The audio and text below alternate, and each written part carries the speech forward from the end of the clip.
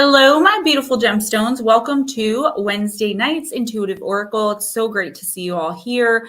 And I got to immediately apologize for the bright yellow at the bottom of the screen, but I kept trying to put a different color and Spirit was just nagging me that yellow needed to be the color tonight. I don't know why. I really did. I changed it like 4 times. Welcome, everyone. I can't thank you enough, as usual, for being here. I got a raw cut emerald on, and the energy of it is just gorgeous. Of course, my moldavite earrings, the lapis ring, and I told you each week I was going to start showing you guys the energy that I'm working with for the readings. Hi, Lightworker. Hi, everybody. This is an indigo gabbro or merlinite skull that was given to me as a gift from Sir Nutslap himself, one of a few. And it's just, I just love the energy of this. It's said to actually hold the energy of Merlin's secrets. And Merlin, I do believe, was a real person. I'm actually going to start a series on that pretty soon. The yellow makes the black lettering pop. That's what I thought. And I'm like, am I being too like, read this, you know, because I never want to be that person, but I guess I am tonight. So got a deal.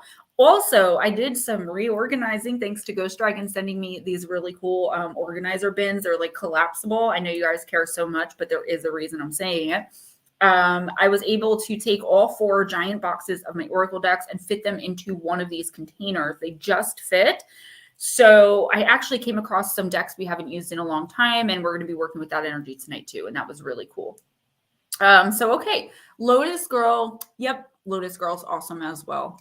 I miss you and I hope you're doing well. And Edna, if you're back yet, Eris, Mana, Peekaboo, Salvador, hi, Ghost Dragons, Melissa Nicole, hi girl, what's up? Blue Crossroads, yes, let's rock and roll. I hope you're doing well. It's so good to see you back.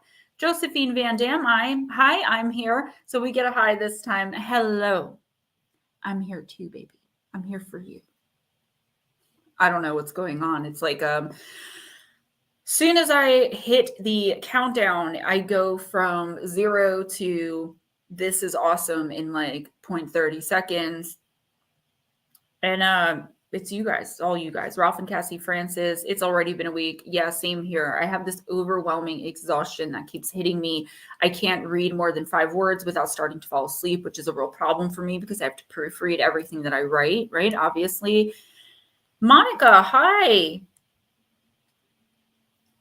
Darling Deb, what's up, sweetie? The Bat Mom at work but listening. Okay. If any of you guys have to leave earlier for any reason, please make sure you get your reading. Just don't say you're leaving early if you're not, because that makes me Hulk out. Okay. You guys don't see it, but Ghost Dragon has to deal with it. Light Worker, welcome. So good to see you as well. Richard Elmore. You guys are so awesome. Thank you so much for being here, always showing up. Vixen Doe. Josephine says, I'm here again. Kirby's 100. So guys, tomorrow night, I came across a meme on Facebook. I'll say this real quick before I bring in the manual. Really here to see. I know my hair is a mess, but I don't care. So I came across this meme and it was synchronistic for me because it was something that's been coming up a lot with personal clients and just in readings in general. Which, by the way, I'm doing March monthlies this week and maybe next week. So if you want to get one, order it, now. Otherwise, you have to wait for April. But people talking about, karma and twin flame and soulmates and karmic partner and kindred spirit all interchangeably. So I thought a really great way for us to discuss that, Jules, I'm going to get to you in a minute because I just saw it and I absolutely love it. A good way for us to discuss that would be a little bit, not for the entire stream, obviously, on Thursday nights with Miss Lara, because she always has so much wisdom to bring to those types of subjects. Multifaceted Jules. Can I tell you that is beautiful? And I love that you took Spirit's advice and changed the name. Most people would have used their free will and stuck to their guns, but that shows me that you're learning and I'm super excited to work with you. Tomorrow, I don't remember if we picked a time or not. Yes, very, very good. Lotus Girl, I believe, I'm really glad you and your daughter made up, and I knew you were going to because you're mother and daughter, but as far as Hillbilly, I did have a question for you. I think I sent it as far as the pain that he's in, that we could discuss that privately. All right, let me bring in Steven, let him say his hellos, and then we're going to start because I'm excited to use some of the older decks that I haven't, not really older, they're probably newer than the ones I use, but some decks, like 4 or 5 that I haven't used in a really long time that I'm excited to work with again. So, all right, here he is. You're on mute, so we can start with that. Could you imagine if he just came on and started like voguing while talking? Like that would be awesome, actually. That would. We should do that one time. Vogue. I'm doing good. And if you're ready to rock and roll, we can start. I am. Who's first? Lotus, of course. Hello, Vixen, everybody. It's so hard to call her. She does that. She says hi to everybody. I don't need to say hi. She says hi to both of us. I say hi to everyone and anyone that I see come in. I don't usually get my highs in until I make a list and things are going. Then I can sneak in and start saying hi to everybody. I just want to make sure. I welcome everybody. But like, sometimes where I'm not able to answer, mainly because I don't see some stuff in the stream. I don't always catch everyone that comes in. Gemma, I have to say my daughter absolutely loved You're a Little Surprised, although I almost ate the candies instead of her. Yeah, I put some Fun Dip in there for Samantha Jade. I've got a whole box of blue, and while I kind of like blue, red is my favorite, but red is also RJ's favorite. So neither one of us really eats the blue. Then I started eating it, and then I was like, you know what would be cool if I got rid of this really quickly so I could stop eating it in the middle of the night. And then I thought it would be a cute gift. So I'm glad my son took mine. Did he? Yeah. What's these? Oh, Fun Dip, bye. Fun Dip is actually my favorite candy. I just accidentally turned RJ onto it. I'm a Pop Rock guy. Fun Dip and Nerds. I used to like Pop Rocks. Now they just creep me out. I love Nerds. You know what it is? Every time I get Pop Rocks, the bag is so old that they're all crusty. And like they still work, but they just look, I don't know, they just look gross. All right, Lotus Girl, dead on weight.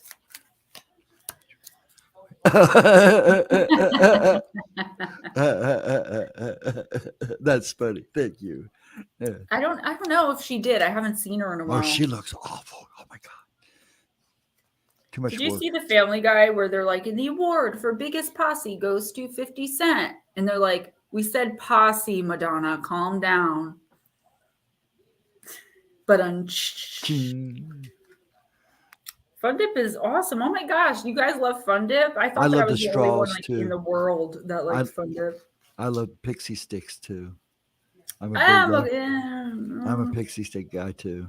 All right, Lotus, you got card number 2, Alice in Wonderland.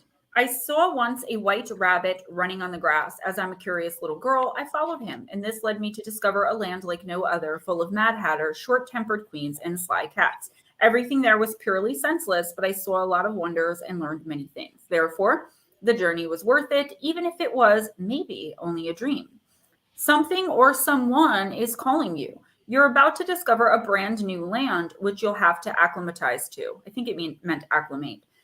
You won't get all the rules at once. Some things will appear most peculiar to your eyes and even lacking sense. And you also will feel disoriented at times, but don't let that stop you. Be open, be curious, crave to uncover wonders. And remember that this journey you're embarking on is really worth the while. It is really one that you won't forget. So, Lotus Girl, I'm glad to see something like this come up for you because, hey, Nutslap, so for as much as, pain, hardship that you've been dealing with. And I know that it's really hard not to focus on that, right? Like not to worry about like, how is your husband going to feel, in the next 2 weeks? And how are you going to figure things out with your children? And what about, the other issue, your health problems, all of those things. But sometimes we kind of really do have to just say, you know what, F it, I don't care. And then fake it till we make it as far as believing that's true. Not caring about your husband or children, but just not, I guess I don't care is not the best way to say that. To give up control and to just say, you know what, I can't control any of this. I can't control any of this. And the more that you do that, the better your life's going to get.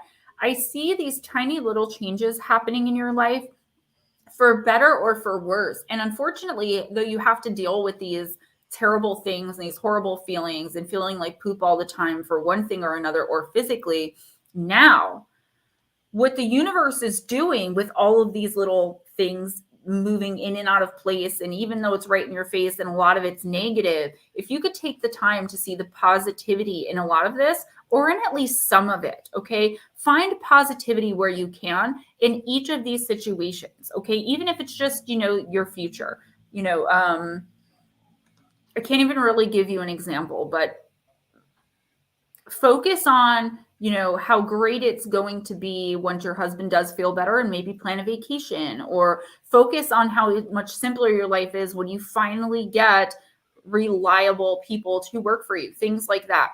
All of these bad things that have been happening for the longest time to most of us light workers, but I don't want to say anyone's problems are more than anyone else's, but I will say that you've had a little bit more than your fair share of problems in the past year, and there are things that are really like you just can't control, and you know, you don't know why, what, when, where, how, up, down, or sideways, but the universe is saying don't worry, hang on just a little bit longer, keep the faith, be strong, because it is all leading somewhere incredible.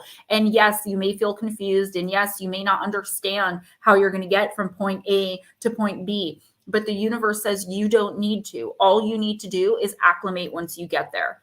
Okay, make yourself comfortable and strap in for the ride, because eventually, like I tell most people, and like I try to keep telling myself, you will look back and say, oh man, that's why that really terrible thing had to happen. Or, oh man, that's why, you know, all of these horrible things happened all in the same year, or all in the same month even.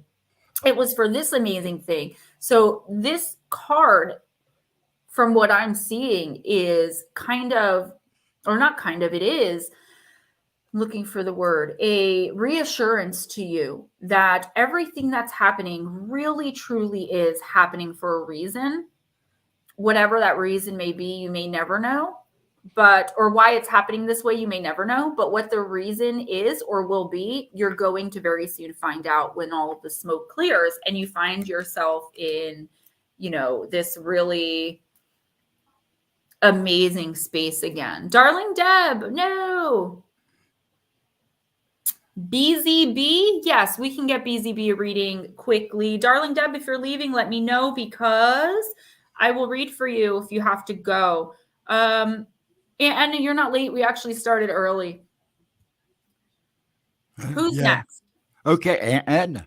So we'll do Aunt Edna. She was next, yeah. And then we will do Jules's friend, BZ. Okay. Aunt Edna, it might be busy and I'm just reading it wrong. I didn't see that. I was too busy typing. I'm getting this shirt that I'm probably going to wear on my birthday, and it says, so happy I'm 40, but it says it in white lettering, and then the yellow letters spell out SHIT. Yeah, it's coming, guys, the big 4-0. I hope that it does, Lotus Girl, because the universe will provide certain comfort for you if you know the right ways to look. And I'll be doing your March reading tomorrow or Friday, and at the latest Monday. So you'll have that really soon too, because I'm not waiting for the last minute again. Boy, Gemma, were you right last reading? They were all on me this week. Well, good. I'm glad I was right, so that now you know how to, or at least you know what the universe kind of expects from you. But I know you got this. You can handle anything. I know it gets hard sometimes, though, and it does get really draining when you have to deal with people like that. All right, Aunt Edna, angels and ancestors, I am always proud of you. But if you want to tell me about it, I'm all in. Eagle, see from a higher perspective. Guys, could this be any more accurate right now? Aunt Edna, just have to find it. Let's find the animals. There we go. Eagle. Look at things from a different angle, fly higher, and see new possibilities. You got that right, Anna. In animal medicine, both Native American and Celtic, the eagle draws his power and strength from the sun. He is a powerful, strong, and courageous guide who is able to see for miles. He approaches all things with intelligence, grace, and poise, and has the capacity to make a plan from a higher space before putting it into action. When the eagle card appears in a reading, it shows that you have a real ability to take things higher and to move beyond the limitations of your ego and your own selfish desires.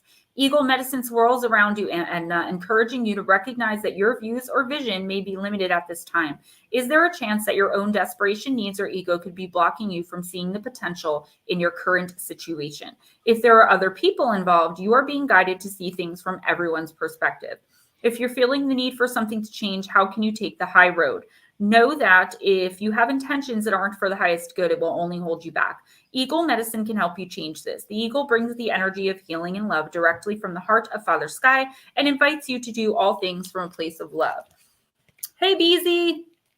So, and what I see happening with this card is a little bit of, or a lot of actually, you getting fed up. So, standing your ground, stepping into and standing and holding your power, all of those things that you were advised to do, last week when it comes to certain people and situations in your life, the universe is saying for this week, keep doing that, but just make sure that because of everything that's going on with everyone else, you're not like overly suspicious of someone that might genuinely need your help, okay? That you're not fearful, because we know no matter what kind of fear it is or what we're fearful of, that fear always comes from ego, and we don't want any of that in our lives. Just want to kick some butt and be done with it. Tired of taking the high road. Yeah.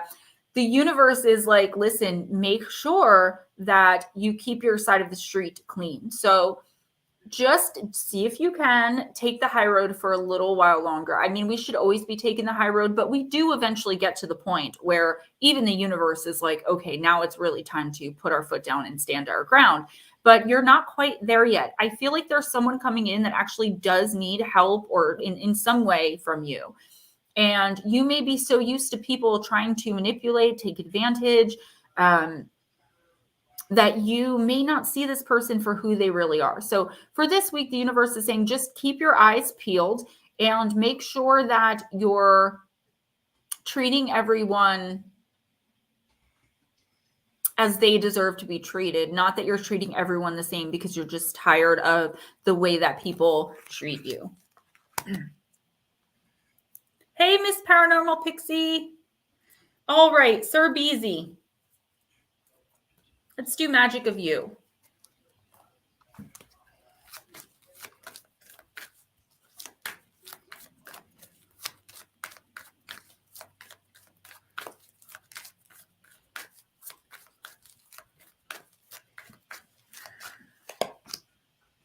Avenoir, make peace with your past.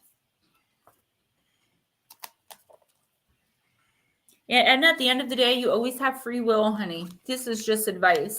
But I feel like the universe has always giving it for a reason, because probably there is someone that really needs you. All right, Lara, let us know or remind us before you leave if you haven't been called yet. The rower sitting in her boat can only see from where she has come as she surges forward. When Avenoir presents, it is time to gain perspective and an understanding of the role your past has played in the direction you're heading today. Are you able to appreciate the beauty of where you have come from and let that guide you into the future? Or are you focused on problems, mistakes, and disappointments and letting them forge your direction? As you strike out in the pursuit of more, Avenoir reminds you to contemplate that more will never be meaningful and fulfilling until you truly embrace and unconditionally appreciate where you have come from in all its purifying pain and gentle glory. Avenoir is a healing card. It's time to make peace with your past, Beezy. The girl in Avenoir emerges from her journey along a dark and stormy sea, her hair still bearing the waves she rode as she was guided into this moment by her past. She trusts her gut. The tree of her life grows from her core experiences. Radiant and brave, she confidently faces an unknown future by anchoring herself in the present moment. In doing so, she embraces her life's journey without judgment. She does not regret the past nor fear its weight or legacy. She has learned to see it for what it is, essential for her growth. As you face your challenges today, embrace your past. Climb high, be brave and bold. Unconditionally, the past lifts you up. The tree of life is yours to climb. Trust it. So, Daisy, you're either having trouble, you're either coming, okay, there's three different things going on here that I'm seeing. You're either coming out of a very, very rough time. I mean, a lot of us are, but there's something here where you're really having trouble letting it go. And I don't feel like it's like a relationship or something like that. It could be, but it could have something to do. It's with your own behavior, something you did or something you said that's like really bothering you. Or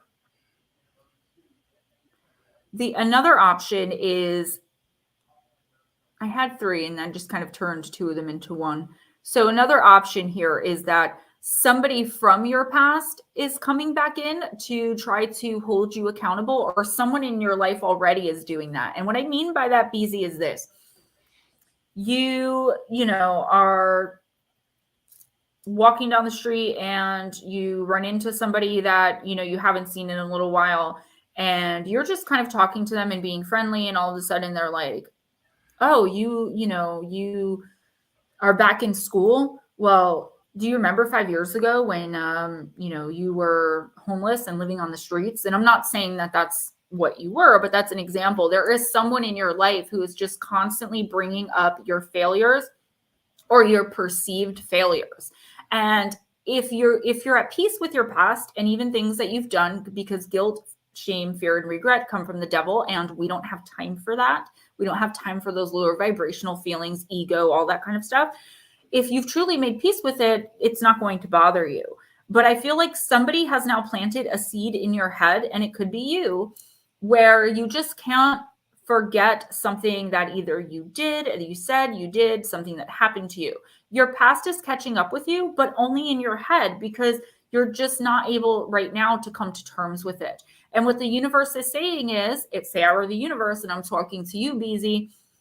I am not going to be working anything in your favor, moving anything around, or granting you blessing, abundance, or opportunities until you are able to put your ego aside, understand that you're only human, everybody makes mistakes, and find the lesson in the mistakes you made. They led you right to where you are today, for better or for worse, like I just said. So try to find the blessings in your life now, and try to make the connection to your past, the good things and the bad things that led you right there to those blessings. And once you can understand that you are good enough, you are more than capable, you are amazing, the universe believes in you, the universe does things for you, not to you, never ever.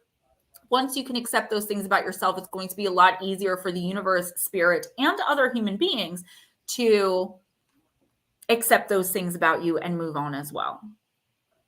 I don't know if Jules told you, but 5 years ago, I weighed 86 pounds. I was homeless and a heroin addict. Now I'm a small business owner. I made a dream come true of being a best-selling author, and I'm here with you, beautiful folks. And I have a beautiful 4.5-year-old son. So, people change, and I've come to terms with, and I'm at peace with my past. So nobody can say anything to me that's going to make me feel bad about myself. And that's where the universe wants you to get to where you're like, you know what, this is who I am now. That's who I was then. And realize why those experiences were necessary for you to grow as a spiritual being and as a physical being. Okay. Eris is next. I don't know if you want to go ahead and read for him, and I can leave him a timestamp in the comments. I'm going to use the Earthly Soul and Spirits Moon Oracle.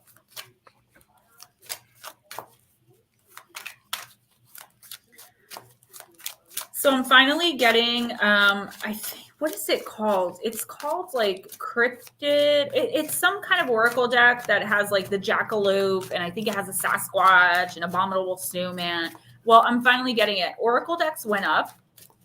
The price used to be average between $19 and $23. Now the average is between $26 and $32. And that's kind of a lot for me.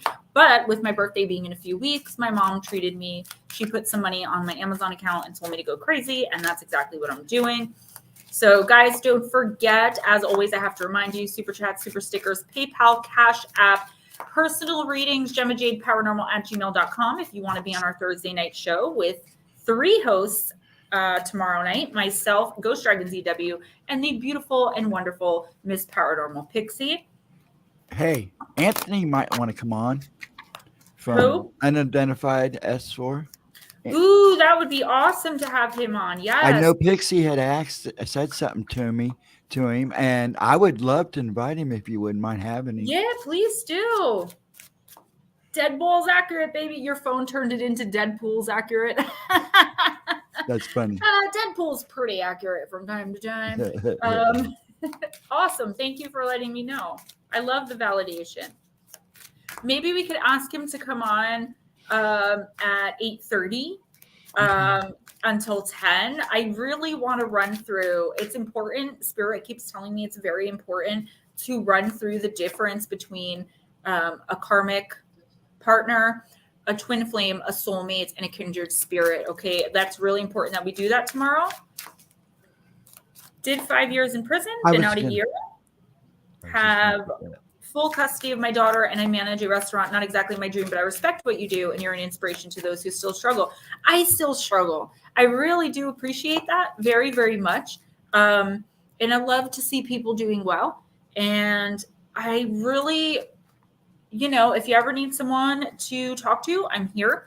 I definitely have a lot of respect for you getting out and doing your thing and not, maybe going right back to other things that you were doing. That takes courage and that takes strength to be able to be there and be a dad to your daughter. I was raised for half my life by a single father. And I know what a struggle that can be. So keep going, keep fighting the good fight. And, even if it's not exactly your dream, it's where you are right now. And, you're working toward those dreams. We all have to start somewhere, So please don't hesitate if you need someone to talk to, if you need anything. I don't do phone calls really, but you can text me. Jules has my number. I'll help in any way that I humanly can. Eris got white light. Interesting, Brody Berry says. Yes, Deadpool. Okay, white light, where are you? There you are. Block out all the negative energy and just love. Ew, did they really just make me read a quote from Ariana Grande? That just happened in my Oracle deck? I guess it just did.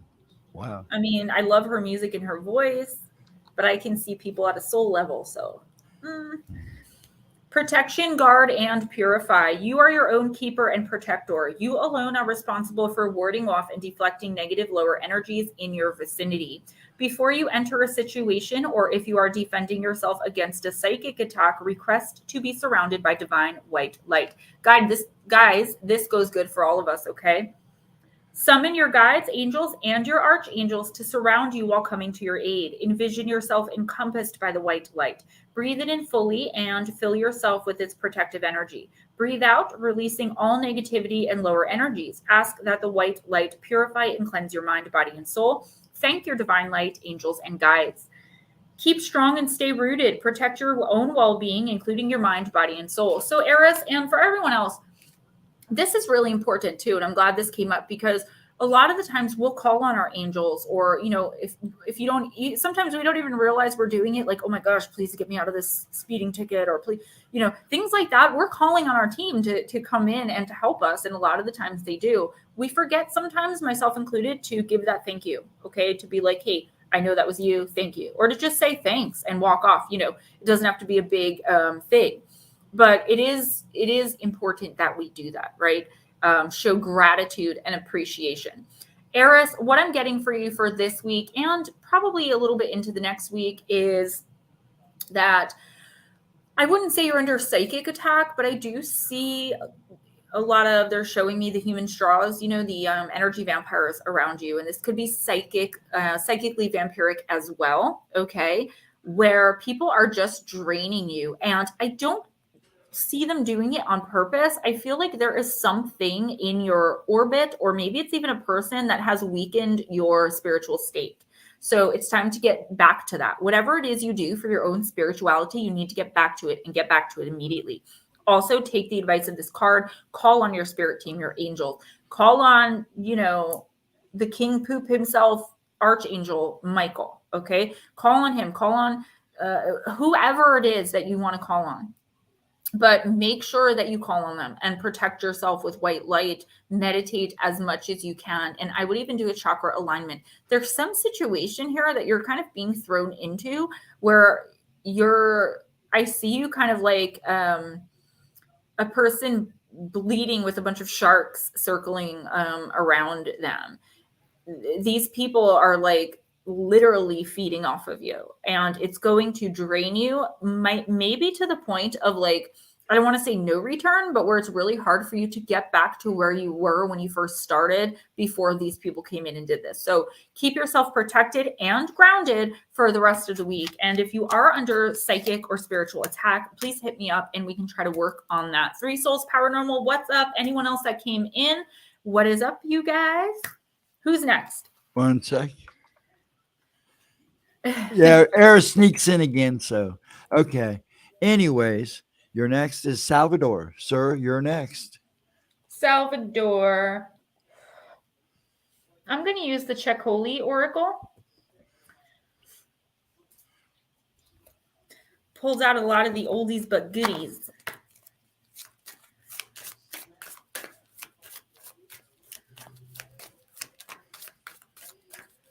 You're very welcome. You guys are all very welcome. Three Souls, if you want a reading, let me know before you sneak out. And Edna, I totally agree with you. The creator is not a genie in a bottle granting wishes. I thank God every day I'm still walking. And that's totally true. What I meant was every once in a while, it is true that we do the whole, oh my God. And we don't realize that in those moments, you know, please don't let so-and-so be sick. Please don't let them be sick.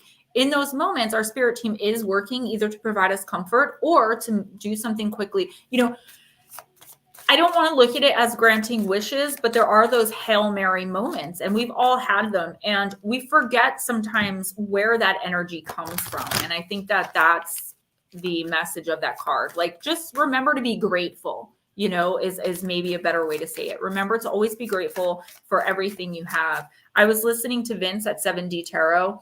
I think he is amazing. I'm not going to get into his wife, Alicia. Do you know why she annoys me? It's the funniest thing. Let me tell you why she annoys me. Because she goes off on tangents, okay? Who does that? I wonder who. Seriously. I love her. She's beautiful. She's a great tarot reader, but I think she would be better suited to giving spiritual advice on her channel because she pulls the cards and she's like, yeah, you know, you got this card and this is what it means. And then she goes off on a 10-minute reading. She's talking for 8 minutes about the one card. And then, so it drives me crazy. So anyway, I was listening to Vince while I was, I think, doing dishes yesterday. My mom was in the kitchen and he's like, remember, don't ever get caught complaining, not to anybody else or to yourself. You have to switch those thoughts. And my mom's like, who the F doesn't complain? Come on. Like, seriously, that's not even realistic. And I'm like, it's the point of like, you have to at least try. You have to give it a try to, when you find yourself complaining, you know, that it's raining outside, find something to be grateful for about the dang rain. I don't know, you know. And she says that, and she sat with me on the porch how many hours?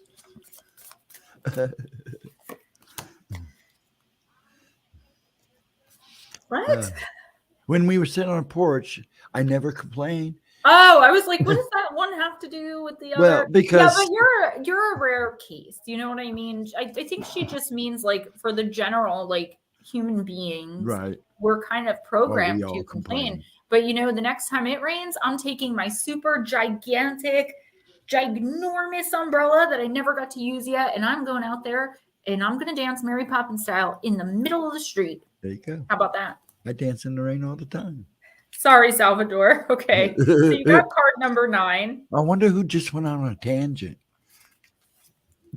Yeah, but you know what? That's why my readings go from 30 minutes to an hour, because I know I'm going to do that. I'm not just like, oh, I just talked for 8 minutes about one card. This is what the rest of them mean.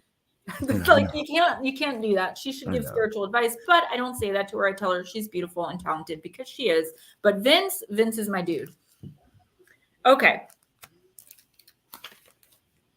Happy place, Salvador. Your happy place might be a physical place, or it might simply be a happy state of mind.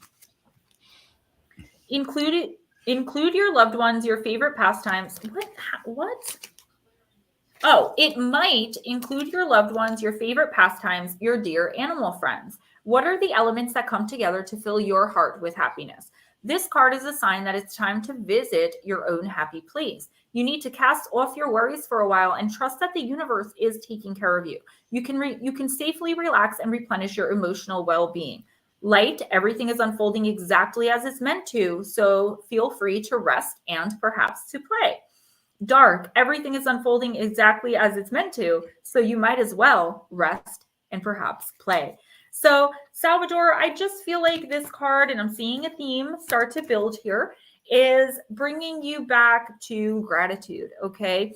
Not that you're an ungrateful person in any way. I really don't ever get that off your energy. Like, since you've been coming in here, you're always like super duper positive. You're always very sweet and friendly, even when you've been going through your own things. I do feel like this week there could be something that's either an anniversary of something, a date, something that's coming in maybe in the next 2 weeks or so that is going to remind you. I'm getting date. I don't know why. I don't usually get things that are that specific for the one card readings, but it could be anything that's going to bring your mind back to, a rough time in your life. And the universe is preemptively striking to make sure that you don't sit and ruminate too long on what and or whoever this was. Okay. Do you have a happy place? My happy place is literally right here. Well, wherever RJ is, of course, but right here at my altar. If I'm feeling down or low, I'll perform, ritual, or I'll put together a box for somebody, whether they ask for it or not, or I'll read my own cards. Being in my office at my altar is really my happy place of peace and harmony. Everybody needs that place, even if it's just like the bathtub. You know what I mean? The universe wants you to implement your happy place this week. Whenever you start feeling down or low, or start thinking about who and or whatever this is, okay, make sure that you go there either physically or in your mind. Darling Deb, you're amazing, and I'm putting you in I was going to surprise you, but I can't keep a surprise. So I'm going to give you a March reading. You're going to be receiving that from me. So make sure you email me. You were chosen this month, so that I have your email, so I have a way to send it to you. Okay. So Salvador, just make sure that you stay in a place of gratitude no matter what happens, no matter what comes up. And make sure that you do something for you this week. I feel like you put a lot of energy into other people, whether it be at work, personally, or both. The universe is saying, Salvador, you deserve to receive as much as you give. And sometimes you have to let people do things for you, and sometimes you have to take a step back and do things for yourself instead of doing for others. And I think this week might be one of those weeks. I'm feeling a little bit of a haze coming over your energy. No big deal. You'll snap out of it in a week or two. Just be sure to remain grateful. It's okay to have a moment, but do not get stuck. Yes, I figured I had to tell you because I'm not sure if I have your email or not. I told you at the end of the month, usually I will pick 1 or 2 people, depending how much time I have. Sometimes it's 3, who haven't gotten a reading in a while or ever, and who, I think could really use one. Rachel Rodriguez, it's so wonderful to see you. Thanks for coming back in. Ufologist, hi, vibe with me. Hello. Loving it, loving it, loving it. Yes, Salvador, you are very positive minded, and that shows in your energy. But I shouldn't say and don't let anyone get you down this week, including yourself. Okay. Don't get stuck in some faraway moment that passed long ago. Okay. Keep it pushing, keep it moving forward,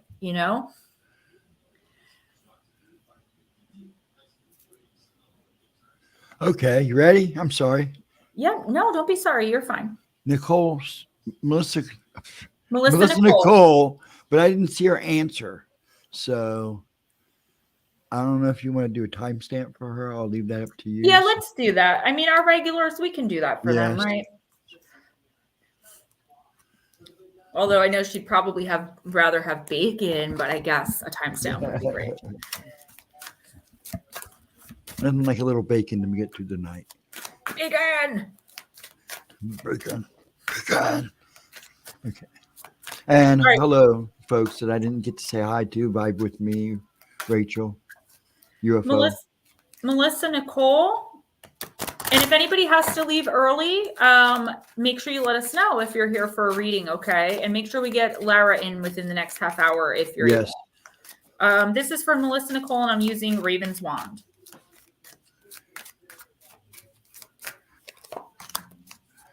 Farewell. It is in the shadow position.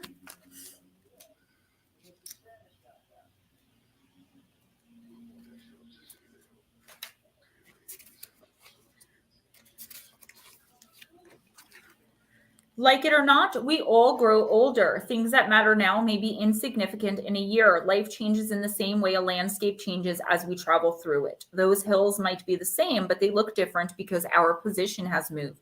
Allow transformation to unfold and enjoy the journey that is life. Melissa Nicole, you are leaving something or someone behind, or the universe is urging you in that direction. The universe is saying, don't worry about what your life's going to look like without this person, or while you're not in this situation, whatever. Let's just say it's a person and you can apply it as needed. So your life, don't worry about how it's going to look a year or 3 months from now without this person. I tell you guys all the time, I know it doesn't sound realistic, but once you get to that place spiritually where you are really able to trust in the universe, at least 98% of the time, which is, I think, is the best of, at least for me, that's the max capacity for me because I'm a worrier. So that 2% always has to be spent worrying. But we should always know, whether it's God, the universe, Mother Earth and Father Sky, who and or what, your own higher self, whatever you believe in that is working in your favor, that created all of this, that created you, right, is taking care of you and working in your favor. But free will is a big thing, right? Abundance is your birthright, but spirit can't step in and say, this is what you need to do to, be in your relationship with your twin flame. Here's where you're going to meet your twin flame. Here's what he's going to look like, blah, blah, blah, blah, blah. They're not allowed to do that. They can just stand on the sidelines. And when you make the right decision and move in the right direction, they're cheering. Trust me, they are. I've literally seen it.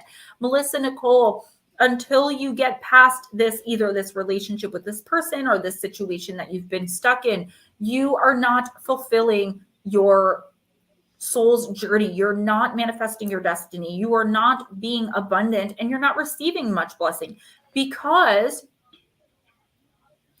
you're unwilling to trust in the universe and take the necessary steps. This is not a judgment or an indictment. This is what's being channeled in. This is not Gemma giving you advice. Please remember that. I don't want you to take it the wrong way. The universe is saying you must say farewell to something. Sit back, relax as best as you can, and let the universe show you what it can do. The universe wants to show you what it can do, but it cannot do that unless you take the appropriate steps. And you need to take the first step, and you need to do it soon, because there is an amazing opportunity that's coming at you that is going to pass you by. And we're going to go ahead and do Miss Pixie. And yes, I'll reach out to you, Miss Pixie, when I get time. The adjusters and everybody are starting to move now on the house, which is good. That means maybe, hopefully, I'll be home soon. Miss Pixie, I'm using Moonology Manifestation. 10 for a good buddy. Just so you guys know, when I'm channeling and reading, I don't always see what was said in the chat. So I'm never ignoring if I don't respond. New moon in Capricorn, step up and lead. And can I tell you, this is so synchronistic, and I actually have it written down if somebody doesn't believe me. Last week, Wednesday night is when I do my weekly readings for myself. And I used the Moonology Manifestation deck to do that. And I did a 4-week spread. So I pulled one card for last week, one card for this week, and then the next 2 weeks.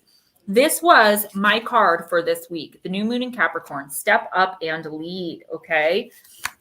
And I was like, oh, I got to go back and read the meaning of it. Well, here I am, thanks to you, doing it now. New moon in Cappy. Miss Lara, the good news is that you know what you want, and on some level, you know how to get it. Step up and know that you're the boss of your own life. A new, more disciplined approach is needed, or a new plan. Strategy is called for. This card reminds you that ambition is not a dirty word, whatever it is you're trying to create in your life. There is no such thing as too big a goal, but break your plans into smaller, more achievable pieces. Slow and steady wins the race. Release any blocks to success. Boy, is this true for me this week. Whoa. This card is an especially good sign for matters related to your professional life, life goals and ambitions, or a work colleague. Think about where you want to be in a year. Consciously visualize it. Write a 12-month plan detailing how you're going to get there. Your manifestation affirmation for this week: the harder I work, the luckier I get. So, Miss Lara, hi, Miss Shelley. Hi, Cowie. Yes, Solo. Rest in peace, Mr. Solo. I think I messaged you back on that one. And I have lit candles and said prayers for him, like I do for all we lose in this community and in a particular community I'm involved in outside of YouTube. So I love you, and I know that must have been really hard. Miss Lara, there could be something that's happened recently or something that's came into your life, whether it be an offer or just like something that someone said to you, or a little step that you took, like sprung something up in your mind. And now you have like this well springing forth in your brain, is how they're showing it to me, where it's like, now you have this idea, like now you want to do this. And it might be something you never thought about before, or it could be something that's like reoccurring from a long time ago and you just haven't thought about it, or you long ago gave up on it.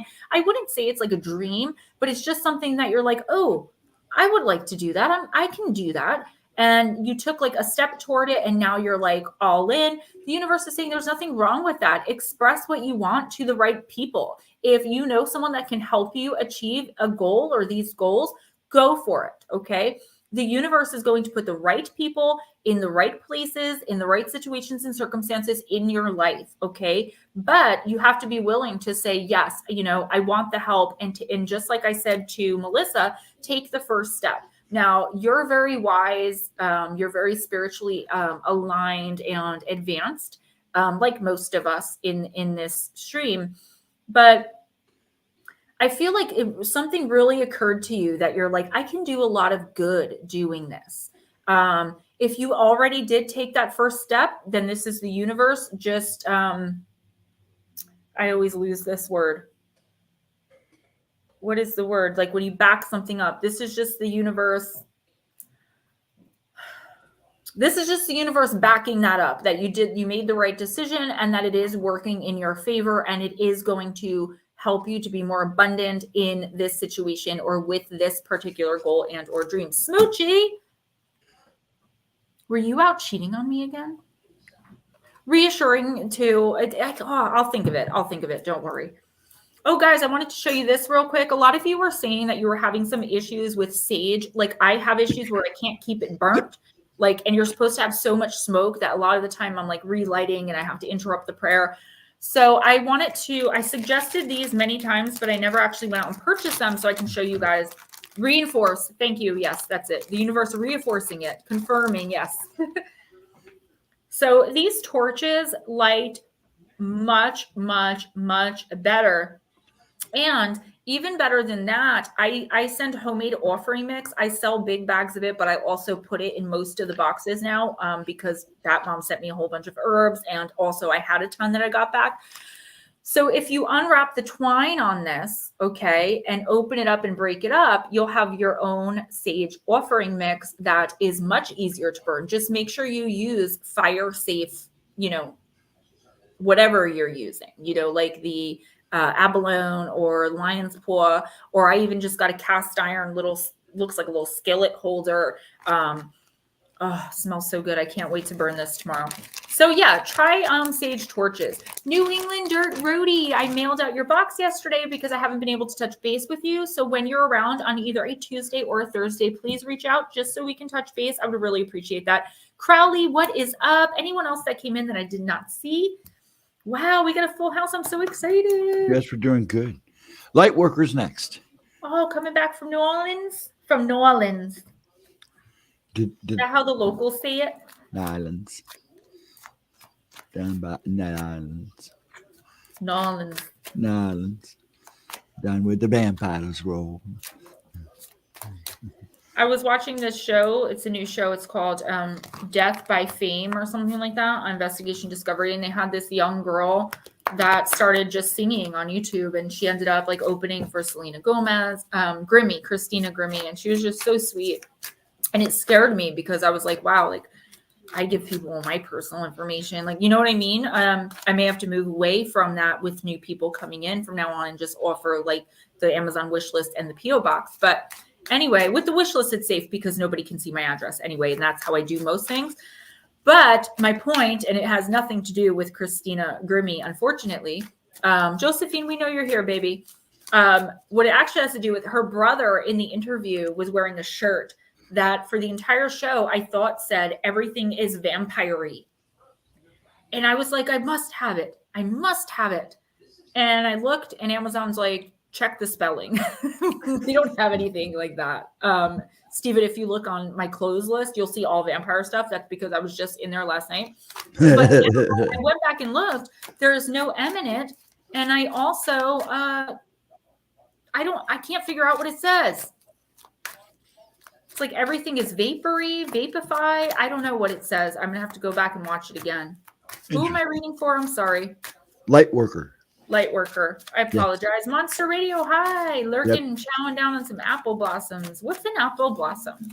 It's like a candy apple, but it's dough, like an apple dumpling, kind of like. Is that what you're talking about? Well, candy apple and apple dumpling. Well, two different things, yes. Very two different things.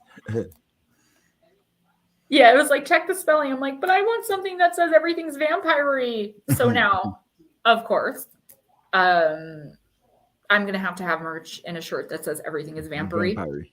A dumpling that's arranged like a flower in a way. Okay. Yes. So this is so crazy because, Stephen, if you remember when we first connected tonight and I was, on the phone and I was watching something and I pulled 3 cards for myself, I realized I didn't have enough time to read what the cards were. So I put them in the back of my mind for after stream. This was card number 3 for me. It is the card of nurturance, the 8 of Earth. Lightworker, this is crazy. Earth, okay. So things happen for a reason. Sun in Virgo. The Earth Mama tends her garden with loving attention, skillfully nurturing the flowers in her care. Her responsible stewardship is a labor of love, bringing abundant reward and beauty in return. This sweet image illustrates the ease and joy in nurturing the Earth's creation. Through self-respect and respect of life, it is easy to revere and care for all of life's creatures. Continue to let your heart be filled with love for yourself and others, nurturing your budding creations into beautiful, ripe manifestations in the world. So I have 2 messages that immediately came through. The first one that came before I even said like 2 words, Lightworker, is things that you're trying to create. It doesn't have to be plants, it doesn't have to be anything outside of you. What are you trying to create? Maybe something you're trying to become or a certain way you're trying to be. For example, spiritually aligned or something like that. Whatever it is that you're trying to do right now in your life, that you're trying to create, the universe is backing you up. But the universe, like with everyone else, and I guess this is going to be the theme tonight, is telling you, like, stay on track. Do not get distracted. Okay. I don't know what or who could be coming in to distract you. I feel like someone is purposely trying to distract you or going to purposely try to distract you from whatever this is because they do not want to see you successful for one reason or another. Maybe some narcissistic energy coming in here, whether you know who this is or not, it's happening. Spend some time in nature. I'm getting that you really need to do a grounding. I don't know when the last time you did one was, but you need to do it again. I don't care if it was this morning. The universe is telling you, do it again. Maybe with some black tourmaline.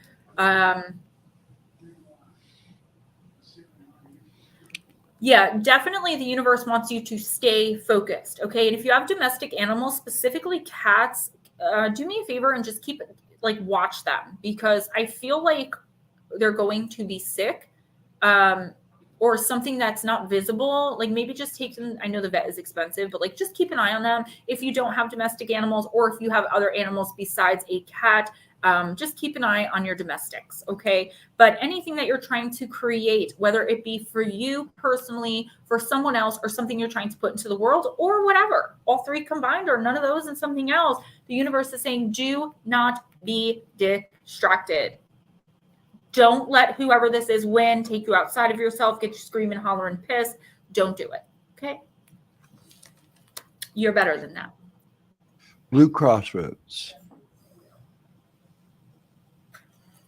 Blue Crossroads, I'm going to use the Dragon Oracle cards. These are different than the Dragon ones I've been using. Makes sense. Working on my own live stream and channel, and someone has a fake account against me. My ex killed my cat. So makes sense. My cat is here as a spirit guide. I'm so sorry. That must be why I was seeing the cat then. The cat was like, yo, hey, don't forget about me. For sure. Definitely a kindred spirit in that little kitty cat. If you need help, I told you, just email me.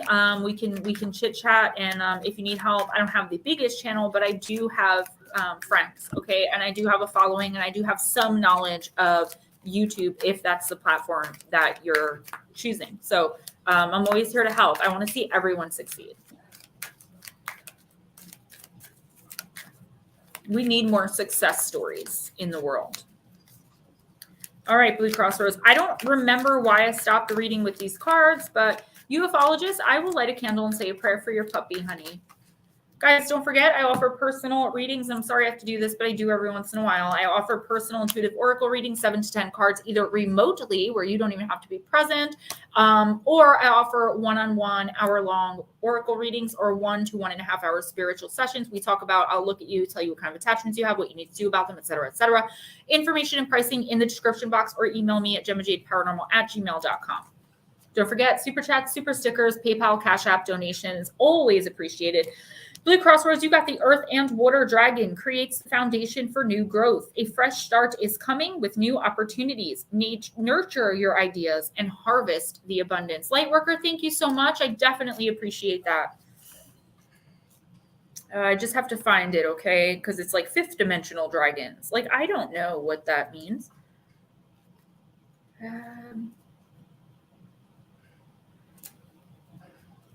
I'm going to take a break at 8:30 Eastern, guys, just to use the little girl's room.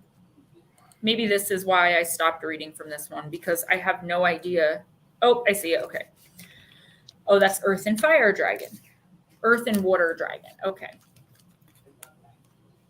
Blue Crossroads. 4th dimensional brown and green Earth and Water Dragons bring the blessing of a new opportunity. They synchronize the energy and timing to ensure that it blossoms. The element of earth enables us to ground our projects, while the element of water enables us to flow with them. When combined in the Earth and Water Dragon, these are very auspicious qualities. When mixed together in the physical world, earth and water create mud, which is excellent for the growth of seeds. If you are planting a tree, you place its roots into the soil and make sure it has a good foundation.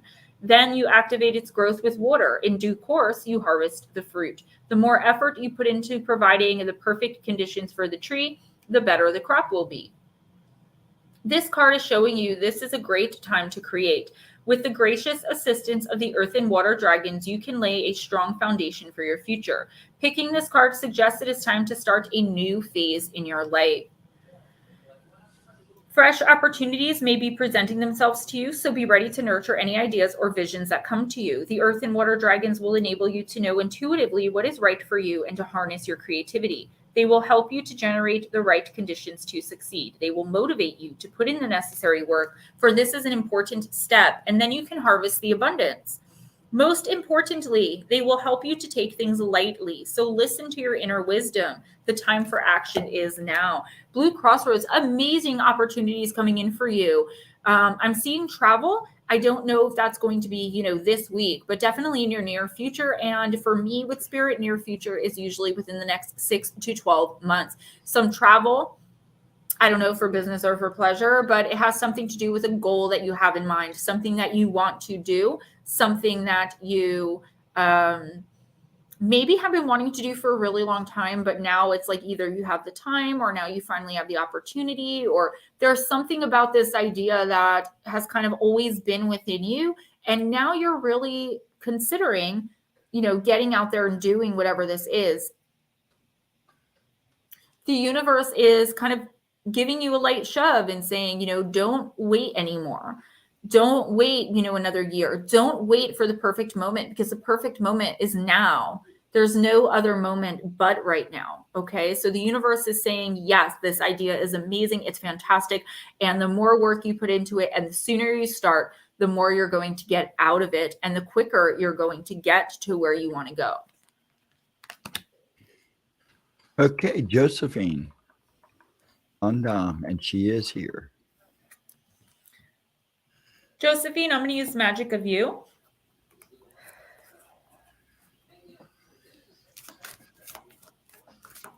Yo, dog is lumpy. Lumpy dog. I have a lumpy dog. Poor Puff. He's not lumpy. I gave him grumpy.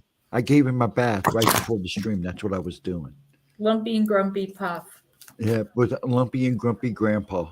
They're fit together. They're perfect together. Two grouchy old men wandering around their park. Josephine, Panacea. And I'm probably pronouncing that wrong. You guys know me with pronunciations.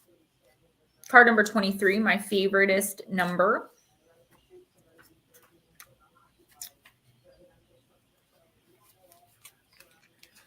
Josephine, there is a solution for every problem. When a situation, person, or thing appears to tie you down and hold you back, at the same time, there is the blessing of an opportunity for a solution and rebirth of the situation. The maiden on the card floats along, her feet not even touching the ground. This image conveys that day-to-day events in the grand scheme of her life are not holding her down or back. The rope and the rock on one foot. I forgot this is another card I have to check for boobies. The rope and the rock on one foot might slow her, but the snake, an ancient symbol for the goddess, on the other is simultaneously rebirthing her. When Panacea appears, allow a situation to transform and rebirth. In fact, expect it to. Why don't you just reach down and untie the knot yourself? It's loose. Why are you being slow to relinquish the sense of being weighed down? Why are you holding back your own magnificence? When we feel circumstances are limiting us, we should consider that maybe we are fearful of change, of being all that we can be. This card also represents the proven limitations of the patriarchal system and mindset, and how the goddess is surely rising as the snake-clad foot floats higher. Rise above petty squabbles and situations that would see the divine feminine suppressed. Honor the divine feminine in your life. Josephine, the indigo blue flowers speak of eternal wisdom, the wisdom a child is born with and then forgets. We talk about this all the time. Let your life grow. It is time to let go of your fears and explore the next adventure. So I'm getting two messages here, Josephine. The first is, I'm going to hate myself for that and rewatch. But the first message that I'm getting here is, there's a situation in your life that maybe you thought was dead, done, and over with. It could be a romantic relationship, or it could just be something simple like you thought that you weren't ready to go back to college or back to school, but now you decided that you are. It could be something like that. Give something or someone a chance to prove it or themselves. Okay, so say it is a person, give someone a chance. Now, if it is a person and you've given them a million chances, or if they're abusive in any way, obviously this is not who the card is talking about. It's just saying there is something that, if given the chance, will grow into something beautiful. And because it talks a lot about rebirth, it means that it's reoccurring. So it's something that you're already involved in, okay, that you already might have given up on or are considering giving up on. The next thing I want to talk to you about is the self-imposed imprisonment. So feeling trapped, stuck, stale, stagnant, when really you're keeping yourself that way. And again, that's not a judgment or an indictment, but I feel like you are staying stuck possibly for all those fears we talked about, right? That we always talk about. Us women particularly are famous for it, but men definitely do it too, as you guys can probably attest to. So I always use this example because it's one that suits my own life. Women or men, people will stay in abusive relationships because they're totally dependent on the other person for, a place to live or to provide, because a lot of the time when we're being abused, especially physically, we are not allowed to go out and get jobs. And I know this is a heavy example, but try to stay with me. When finally we've had enough, we decide we're out, but then we're like, where do we go? Do I have to stay in a shelter? How am I going to work? How will I get my stuff?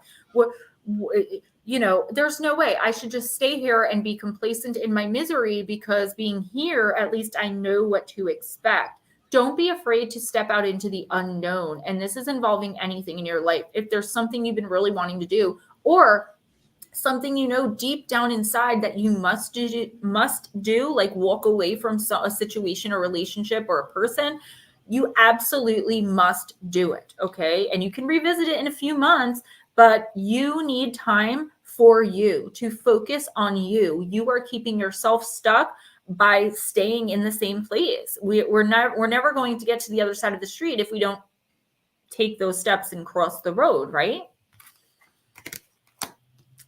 Hi, Pam. My pancakes.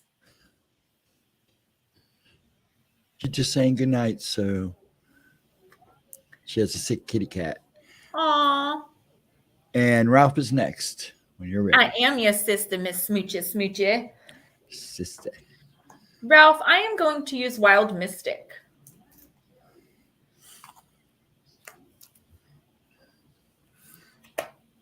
I'm heavy, but I'm a dragon. We're all heavy.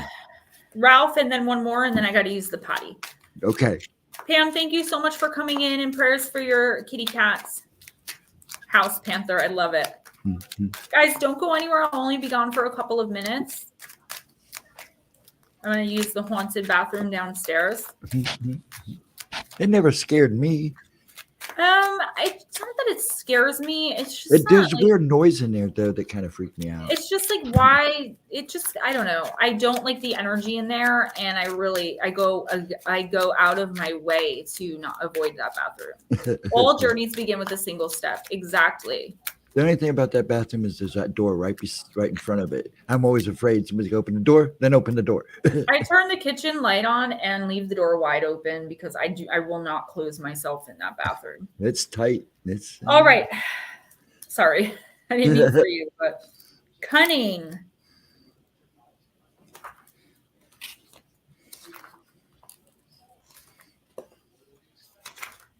Ow. Arr. Oh, I see what's happened. Some of these are so hard to understand, because they look like they're in order, but they're not. They're in order by what they are. So I'm looking for cunning, which should come between, right. I don't know what's happening. I don't know what the animal I'm looking at is. So maybe it's a wolf. I'm sorry, guys. It's hard to explain, but it is very hard to understand. So just give me a second so I can find Ralph's card here. It's definitely a beautiful deck, but they should have just done it by the word and not by the, underneath it. Like owl is wisdom. Oh, okay. They do it by, I can't tell what this animal is. So that's the issue there too. Let me see the animal. Hold on. There it is. It's a fox, apparently. Okay. Okay, Ralph, this card represents shrewdness, wit, and astute intellect. Before Christianity subverted the fox into a creature of deceit, they were revered by the Celts as a being of wise counsel and logical reasoning. The fox's pelt was said to contain great magic, and cunning was seen as a positive trait necessary for the tactics, logic, and diplomacy of war. The fox card in this deck represents a tactical and knowledgeable person, one who prefers words over action. The fox is a stealthy and clever predator, and the fox card might be urging subtlety and tact in pursuing one's goals. A heavy hand is not always necessary, and the fox card encourages refinement and delicacy. Foxes are adaptable creatures, and by approaching the problem rationally and with a delicate hand, you will best discern how to move forward. In the shadow, much like the raccoon dog, the fox is often associated by both Asian and North American mythology with being a trickster or shapeshifter. The shadow of this card may warn you to be careful of those who can manipulate you or use their words to make you question yourself. Element Earth, Flora, Aspen, Primrose, Foxglove, and Citronella. Stones, Muscovite, Amethyst, Aquamarine, and Blue, Kyanite. Spellwork, promote wit and logic in difficult situations, deal with manipulative people, protection from being taken advantage of, and warding against feeling tongue-tied. So, Ralph, this is you stepping into your power and saying no more. whether you're literally saying it to a person about something that they're doing or a way that they're behaving toward you or otherwise, or whether you're saying it to yourself. Like, I am not going to allow myself to feel this way anymore. I'm not going to allow people to get under my skin anymore. This is you stepping up and going to bat for yourself. Okay. Understanding that, you can be your own worst enemy, but you can also be your biggest, cheerleader, your biggest advocate. Okay. So in the next week or two, Ralph, what the universe is asking you to do is really plan your moves out. Think of everything that's going on in your life as though it were a game of chess. And with that game, you have to be the most strategic and really use your wit to match who and or whatever else this is.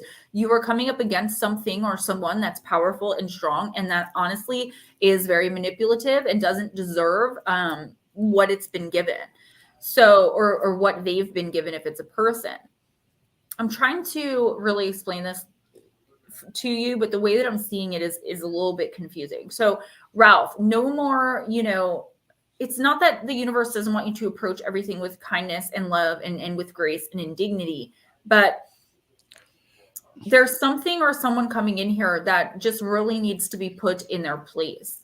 And I'm getting a sense that a little bit of this has to do with you putting yourself in your place and maybe not people pleasing so much, not fearing confrontation to the point of your own detriment and things like that. Okay.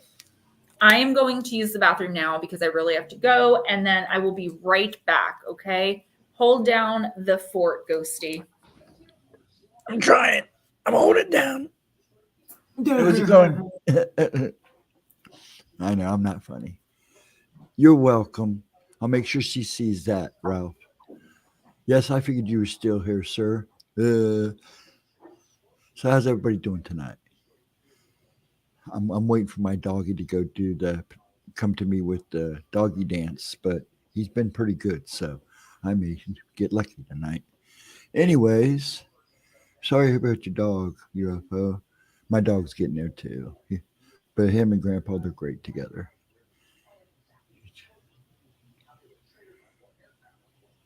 Yeah, I have pain. I don't know if you feel my pain. Okay, and I might as well just go ahead and do this just to confirm. Next will be Monica, then Darling Deb, then the Bat Mom, then Richard, then Vixen Doe. Thanks, G. Yeah, I'm a dog guy. Actually, I'm not really a dog or a cat guy. I'm a little critter guy. I like frogs and toads and the salamanders. And I had fish. I've got one that survived the fire. I'm going to keep him. Gemma named him Franklin. So um, I'm going to keep him and put him with the fire belly toads I got because they survived. And I was surprised they survived because, they breathed through their backs, but they survived. And then I think I'm going to put them in a bigger tank and get me some newts to put with them. No. Yes, you are on the list, Crowley. You're actually almost to the bottom. So if you plan on stick around, that's fine. If you leave beforehand, I'll have her do it, and I'll put a timestamp in the comments for you, sir. And Monica is next, my dear. All right. That's the wrong side. All right.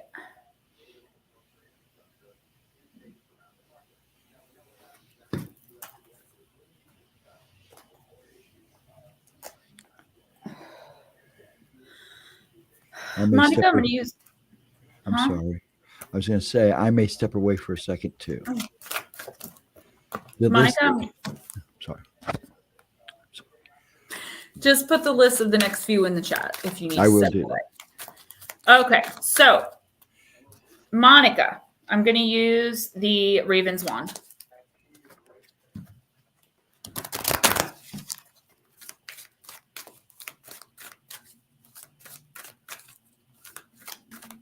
Tell 22 I saw his video. I don't know what that means. So you mean, are you talking about my son? Might be. My son just put out a new video on his YouTube channel. It's a good video. Yeah, he's really talented. He just lacks the focus. So I try to really encourage him because, you know, he can go places with his music. He's still young.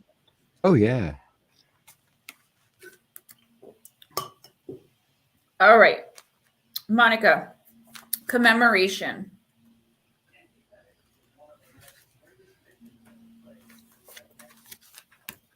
We often commemorate events that nobody living now remembers. And while this might honor past sacrifice, sometimes it keeps other things alive too. Here, Kitty Watson prepares for a feast marking a struggle between witches and the Illuminata. There was a great deal of bravery that terrible day, but can our thanks be truly separated from old wounds?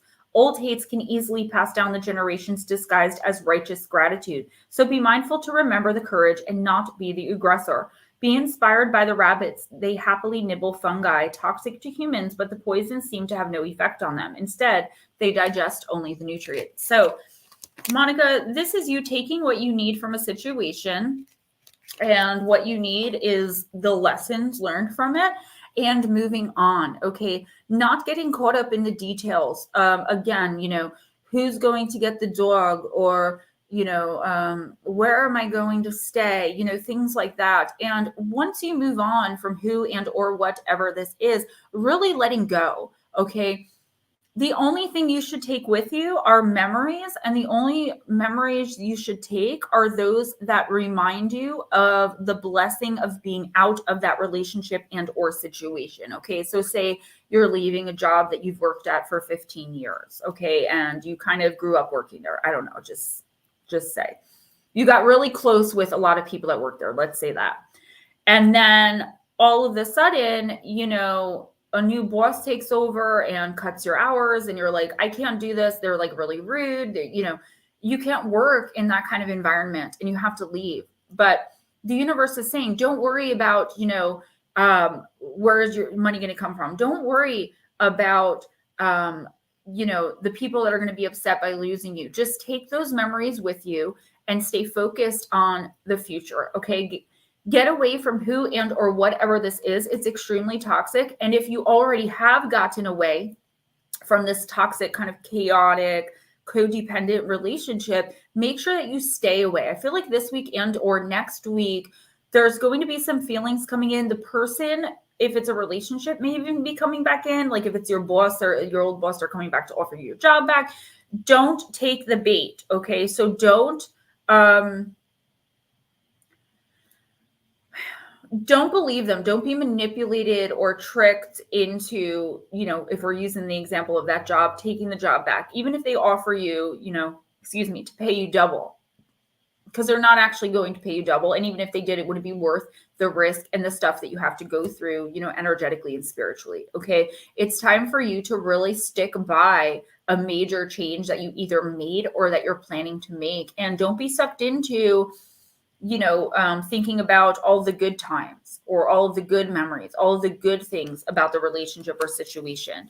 Make sure you focus on the good being you got out of it and focus on why that's good.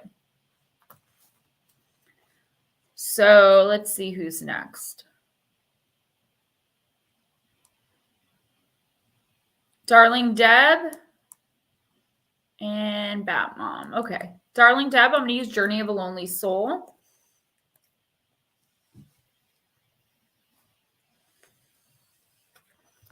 Sorry, guys. You know I need my nicotine.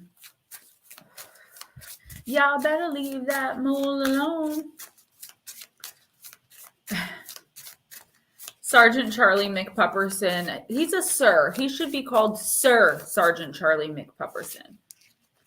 Just saying. All right, Darling Deb.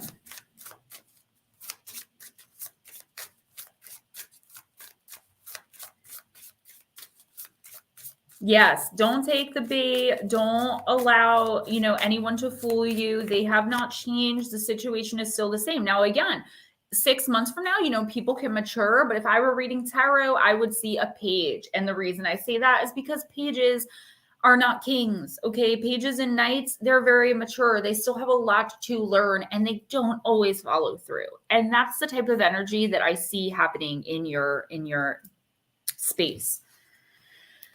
All right, darling Deb, you got Cathedral in the Woods, card number 15. You're very welcome.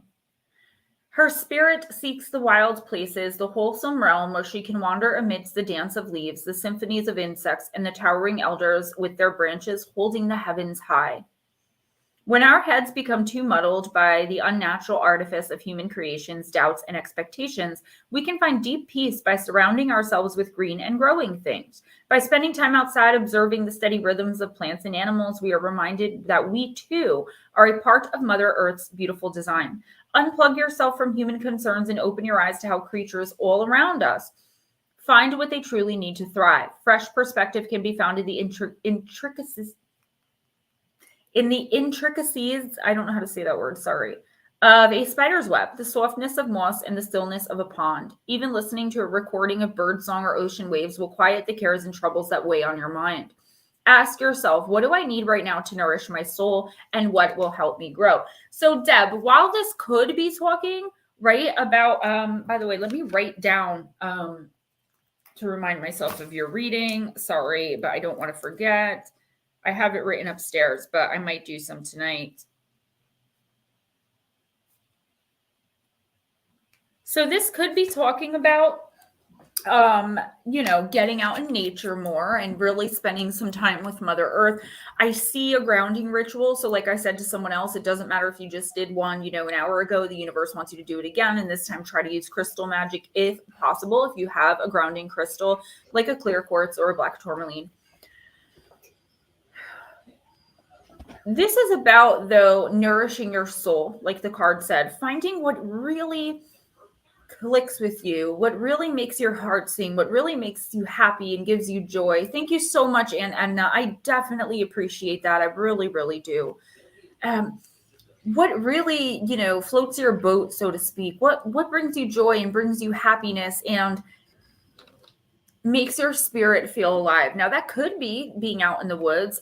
I always tell you guys I have no earth in my chart. So for me, that's like, I love it once I do it, but I never have the motivation to actually go and do it. What are you motivated to do right now that so many people in your life are not going to understand? What are you motivated to do right now that you're going to have a hard time explaining why to most people, but you know that it's just going to light your soul on fire? It's going to be the spark you've been looking for, whether it's leaving a relationship, leaving a job, getting into maybe looking into all different religions. There's something here that you really want to do, but you don't want to say it out loud for fear that you're going to be judged by the people that you're closest to. And I don't know what that is. Only you do. The universe is saying, do it. You absolutely must do it. Even if it's something that you're not going to stick with, you have to at least give whatever this is a try. So if it's leaving a relationship, the universe is encouraging you to do that. Okay. If it's, quitting your job, your job that brings a ton of money and income in and becoming a street mime, whatever it is, the universe is saying do it. And if it's something like, learning how to garden or, learning how to read Oracle or working to become a medium, things like that, that other people may judge you for or be afraid of, don't let their fears stop you. And don't let their judgment stop you, because the universe is backing you up 100%. And the universe is willing to bring you every blessing and abundance and meet all of your needs if, again, you would take the first step. Thank you, Crowley. Don't fall into the traps. Yes. And every little bit helps. Believe me, you guys are amazing. And I always appreciate when you donate your hard-earned money. And when you give me your, valuable time, it means a lot to me. Okay. You did, Darling Deb? Yeah, but I have one more thing to say. So, Darling Deb, if you don't know what this is, then in the next week or two, it is going to come in. Something, like I said to someone before, there's like something's going to happen or someone's going to say something where it's just like, it's this spark in you. And you're just like, I want to do that.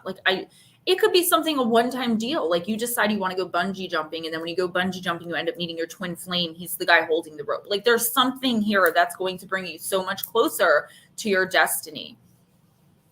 if you don't know what it is, or here's the thing, it's probably already there, but you're not recognizing and seeing it. Admitting that out to the universe is going to help the universe bring it into you so that you can open your eyes and see what it is. You know, you're getting a personal, so I'll try to look more into it too. I'm sorry, who's next? I'm on mute. The Bat Mom. Bat Mom. I'm gonna use the Fairy Tale Oracle for Bat Mom. I'm not gonna say it because it will sound creepy.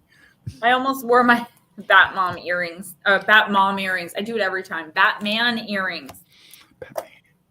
I'm Batman. I might send them to Bat Mom. I had a hamster named Snarfles, and I had a cat named Bruce Wayne Springsteen. Bruce Wayne Springsteen. He was a Jersey cat that's born to run. Oh gosh, that's bad. That sounds like a dad joke. Me and Daddy named him. Sounds like a dad joke. When he was a little kitty, he was holding the remote, and we thought it was cute. We took his picture and sent it into News 12, and that was the caption. Bruce Wayne Springsteen Kelly, a Jersey cat that's born to run. And they put him on. That's funny. That's cute.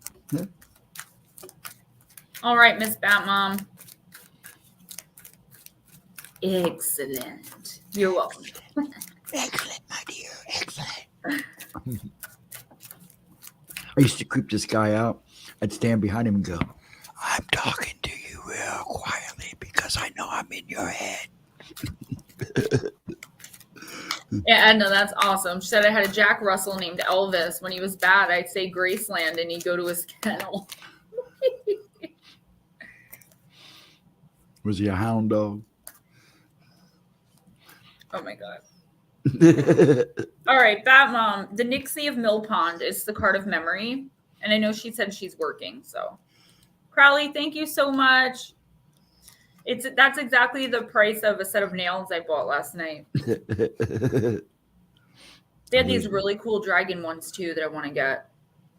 I like the ones we saw in that picture on that Facebook post. Did you see the ones that she had? I don't know. I'll have to find them again. They were really cool. But I think they were super duper long. Like this is as long as I can go. Okay. I cannot go longer than this. I will not be able to wear them because I have to type right now with the pads of my finger, right, like this. Instead of dee dee dee, because they were it was just no good. So. I love the sound effects. Batmom, crying and wringing her hands, she called her beloved by name, but to no avail. She hurried across to the other side of the mill pond and called him anew. She cursed the Nixie with harsh words, but no answer followed. The surface of the water remained calm, only the moon's half face stared steadily back up at her. This is a tale that warns us more than once of what we must be wary of. First, we must be wary of giving our promise without knowing to whom we give our word and what it is we have given up. And secondly, when we try to avoid the keeping of our word, pain is the result, perhaps as a consequence of being out of integrity. This is a tale of a man who gives his word to a Nixie and then, upon realizing he had promised his newborn son to her, takes pains to keep that son from her. He warns his son never to go near water, never to feel, never to remember, never to truly love metaphysically. But this problem from the magic of water and of feelings, memory, this prohibition from the magic of water and of feelings, memory, psyche, can't possibly be maintained. As it happens in all these tales, there is no avoiding the keeping of our word in one form or another. Even so, there is so much hope within the tale, for the miller's son, although enchanted and blinded to his true love by his encounters with the magic of the Nixie, finally is able to recognize his true self and his true love with the help of good magic, the magic that increases and sustains love, music that recalls memory and allows the lovers within the tale to quote-unquote see each other once more. When you receive this card, you are being given a very clear message that you cannot avoid an emotional situation, nor can you have complete control over your own feelings. It is necessary to face whatever emotional situation you are seeking to avoid, and by doing so, you will be freed from any curse or fear that you may have placed upon you. As always, you must persevere to create lasting emotional change in your life, and you will be tested. But when you face the emotions you have long been avoiding, there will, at the end of the sorrow they bring, be joy, love, and recognition of your true soul family. meaning being fearful of emotions, avoidance of emotional connections and situations, memory loss, unable to connect with those we have once loved, recovery and recognition through effort, separation and loss, search for our true nature. So, okay. Bat Mom, I really do feel like you've been avoiding something here. And I feel like you've been avoiding it, though, not to not keep your promise or to be, you know, a so-called, and I know this is going to be offensive, an Indian giver, but for lack of a better term, right? It's because you don't want to get involved. You're afraid to get involved because it's not actually your emotional situation. I feel like someone that you love, that you do feel, you know, heavy and strong emotion for, is involved in something negative and painful, and you've been trying to stay out of it because it's not your fight, and no matter what you do, you feel like you're not going to win. You know, free will, you can't force someone, but the universe is saying, even if you can't change what the situation is, it is time for you to speak up with love and in dignity, not indignity, like being indignant, in dignity, with respect for the parties involved and respect for yourself. Approach it with kindness. Don't get out of yourself. Show whoever this is what it's like to truly be loving and kind. You can no longer keep this in. It's affecting you spiritually, physically, emotionally, mentally, even psychically. You said it yourself, even though you didn't go so far as to explain, you know, you've been having a really hard time lately. You need to clear some energetic blockages. You know, one of the main things you can do is approach this situation with kindness and love, but also stand your ground and speak your piece. It's like when we put up boundaries, we don't do it to hurt others. We do it to protect ourselves from their toxic and negative energy and sometimes the vampirism.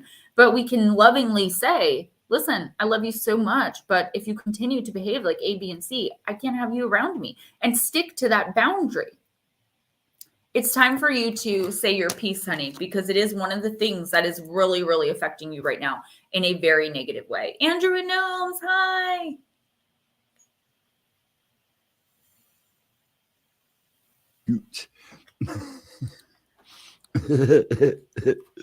Okay, Richard Elmore.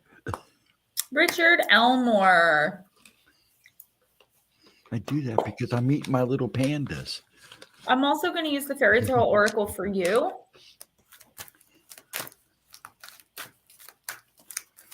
That's my dinner. Panda cookies are my dinner. Mom made sausage and angel hair, but there's leftover pot roasted mashed potatoes that I'm going to attack after this. I told you a good meal that you can make on the little Bunsen burner thing you have, whatever it is. But I really wish I could send food to Ohio, because I would, but it would not work. Yeah, you would make my dad so happy. You know what song I love by Bob Seger? That song, I don't think it's a really popular song by him. It might be, but I like that song, Main Street. I love Main remember Street. staring at the corner at midnight, trying to get my courage up. It's a great song. Unlike all the other ladies, she looks so young and sweet. That's one of my favorites too. She made her way along to that smoky beat down on Main Street. It's just, I don't know, it's just a sweet song. He's like obsessed with an exotic dancer. Actually, I believe it's in the cartoon not heavy metal, American Rock and Roll. All right, who is this again? Richard Elmore. Yes, thank you. Sleeping Beauty, the card of awakening. Card number 32.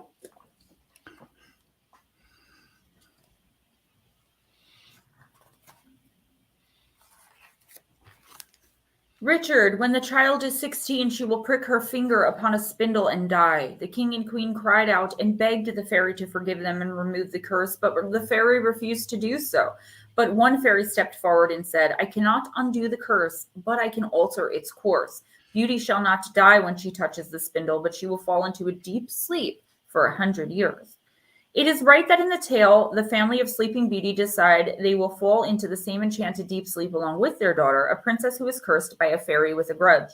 When the princess Aurora is born, her parents invite the chief magical beings of the kingdom to offer them all a rare gift. They are genuinely overjoyed at the birth of this child who had been longed for far before she was born. But there is one fairy they do not invite. And in some versions of the tale, this is very deliberate. In others, it's simply an oversight. In others still, the reason is they have not enough wealth to share with the being now known as Maleficent. While the offended fairy's payback to the family's slight is to curse Aurora to die when she pricks her finger upon a needle from a spinning wheel, a late arriving fairy can soften the blow with her blessing that Aurora will simply fall into a deep sleep, which she can only be awakened from by a kiss of a lover whose heart is true. Instead of raising Aurora with this knowledge, the family endanger her even more by keeping the prophecy from her. And it is this ignorance that most endangers her and which gives the curse its opportunity to take hold. When this card comes to you, you will learn that someone has tried to protect you from a harsh truth by keeping information that is vital from you, Richard. There is no escape from the dilemma you inherited, but you will be able in time to find a way through the challenge, and you will not be alone, and you will never be abandoned. You will be awakened to the truth, and when you wake up, so will all the others around you who wish to protect you, but in truth only made you more vulnerable. The curse shall be broken, time will lead to an awakening, the forest protects you, the sins of the parents, inherited guilt, generational patterns activated, ignorance of consequences, willfully hiding the truth. Here I am on the road again. I love that song. All right, Richard.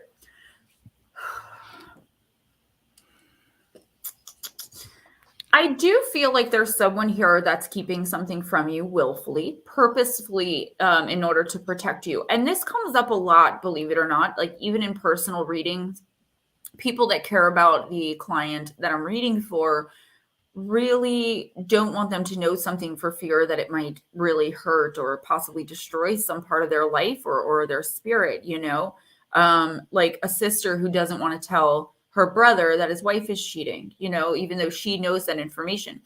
It's very hard for people sometimes, and in most cases, to hold this information back. So it's not being easily done. I feel like either going along with this or something completely different. And honestly, I can't tell. I'm seeing generational guilt. So you being made to feel guilty for going against something that either your parents wanted or that somebody that you once respected and maybe still do expected of you. So for instance, your mentor in college wanted you to be a professor and instead, you know, you're a mechanical engineer, you know, and that's not good enough for them. And they're holding a grudge. I feel like for whatever reason, the second situation is going to come up this week where you're just going to have to stop explaining yourself. You don't have to explain yourself to anyone. You don't have to inherit guilt from anybody. You don't have to be made to feel bad for who you are and the choices that you made. The only person you have to answer to is yourself. Okay. And as far as what's willfully being hidden from you, I feel like by the next full moon or on it, you are going to learn the truth. And then you're going to have to take it from there and decide what you're going to do with that information. I do feel like it's something very big, very huge, but I don't feel like it's going to be soul crushing. It may be disappointing and you may be pissed that you didn't learn about it sooner and everyone around you knew something that you didn't. But I feel like it's going to be something that, you know, you can get over with time and effort.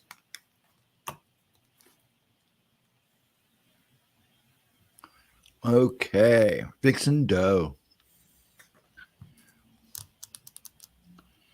Vixen Doe, I'm going to use Delano Waits.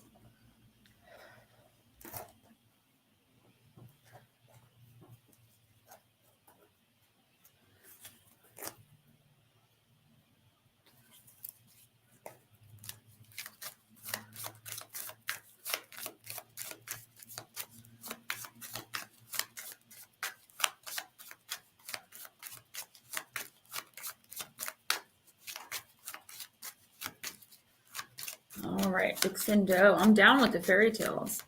I like her earrings too. Thank you. I appreciate that. And it's not going well. As you can see, I'm drinking it, but you know, thanks for bringing it up. I like Bob Seger. Which song though? Oh, me and your sissy were making fun of you about how you help other people find things.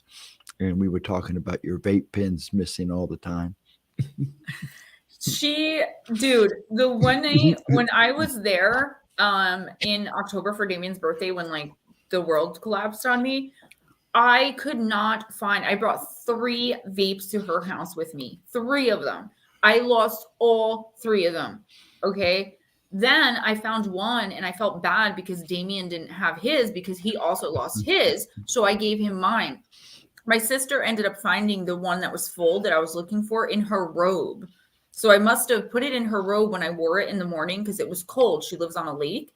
And then took the robe off to like do something else and left it in there. I looked everywhere. I flipped her couches upside down. She knows how I am. I am the worst. My mom gets mad too. She's like, Gemma, your vape. I'm like, oh my gosh, I left it like on the stairs You need or to find a little bracelet you can attach they have to a necklace. Ray actually said that the other day. He's like, they have to have something where you can like Velcro it to your arm, yourself. strap it to your arm because I do it in the car too. I'm like, babe, my vape. And he's like, again? So I literally have right now, and it's not an exaggeration, in my top drawer in my bedroom, 13 of these. And I just bought 2 more because I leave them everywhere.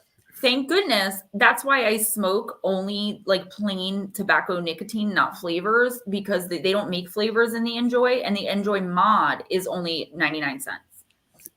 So, okay. Sorry about that. Who is this? Vixen Doe. Vixen Doe. You got card number 3, Cinderella. Cinderella, Cinderella, nice to see you, Cinderella. Do not just make that. Never mind. I used to live with my wicked stepmother and her vain and selfish daughters. Still, I kept my faith and hope unharmed. Then one day, the king planned a ball at the castle to get his son, the prince, choosing a wife. This is when my fairy godmother appeared and offered me a dress, a carriage, and glass slippers. After many adventures, I eventually got to marry my sweet prince and be happy at last. Hi, Bim Jim. Obstacles are on your way. Do not let them discourage you or demoralize you. Do not lose yourself in bitterness. Keep your faith strong and keep your hope alive. Also, keep a kind and generous heart, Vixen Doe. They will come. Your dreams will prove to be right in the end, and they will come true.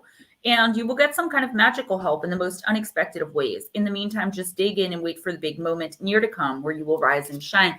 I feel like once again, or maybe it hasn't stopped yet, but I remember saying this to you a few weeks ago, that there's someone trying to come in and like poop on your parade, right? They're like, I know you think you're doing good now, but what happens when ABC, trying to plant that seed of doubt in your head so that you return to the way that things were, which was highly beneficial to them and not beneficial at all to you.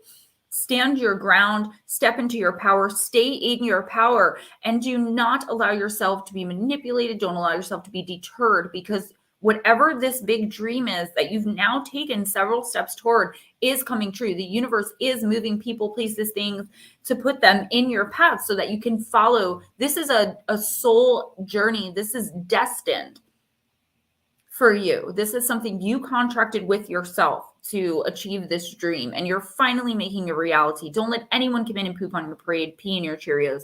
You are doing the right thing. You are in the right place. You are exactly where you're supposed to be. Don't let people who don't understand, don't want to understand, and who are selfish manipulators come in and, take any of that away from you. It's normal to have doubt, okay? But don't let it overwhelm you to the point where you start questioning and second guessing yourself. You're doing everything right. You're right where you're supposed to be. Bim Jim, are you new? If you are, we'll skip you. I mean, not skip you. We'll skip you. We'll get you in. I was thinking of skipping the line. We'll skip you up. Well, we'll move you up. Okay. Jules, if you want to do Bim now, that would be awesome. Then we can do Jules and I'll timestamp it for her. All right, Bim Jim, this is for you. I'm old. We're old. Crowley, I'm doing my best, honey. Yeah, Bim Jim used to be with us at the many moons ago with Steve Stockton and SOR and. Got it. I knew the name sounded familiar and also the picture on the profile. Right. Well, welcome anyway, and thank you for coming back in. We'll slide him in because I don't think he's ever gotten a reading from you. You're excited? Okay. I'm excited for you. Bim Jim, are you on my Facebook? Your face looks really familiar to me. Mm-hmm. All right, I'm using the Seeker Oracle.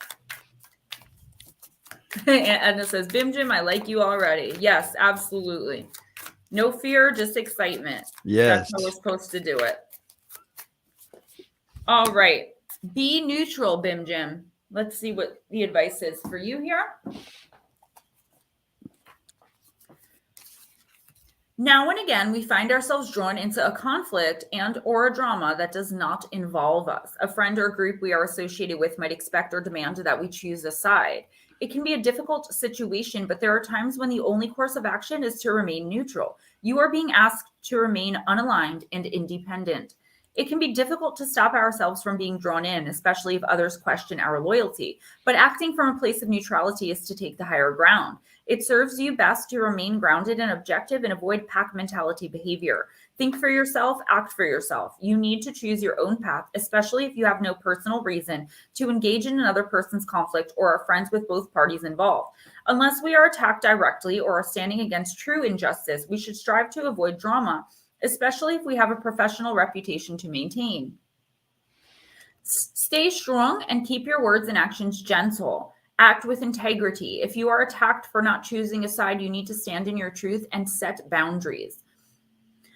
It may be necessary to make it clear that you will not tolerate being treated with disrespect. Say what you need to say and then walk away. We also live in a society that worships positivity. So many are obsessed with it and have not but contempt for those who don't see the glass as being half full. But what if you were to see the glass as neither half full nor half empty instead of either or? Why not see that the glass has water in it and appreciate the water that's there? The reality is that the amount of water in the glass will change from one day to the next.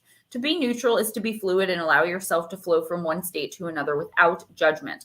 Value peacefulness and contentment more than the unrealistic and divisive dichotomy of positive and negative.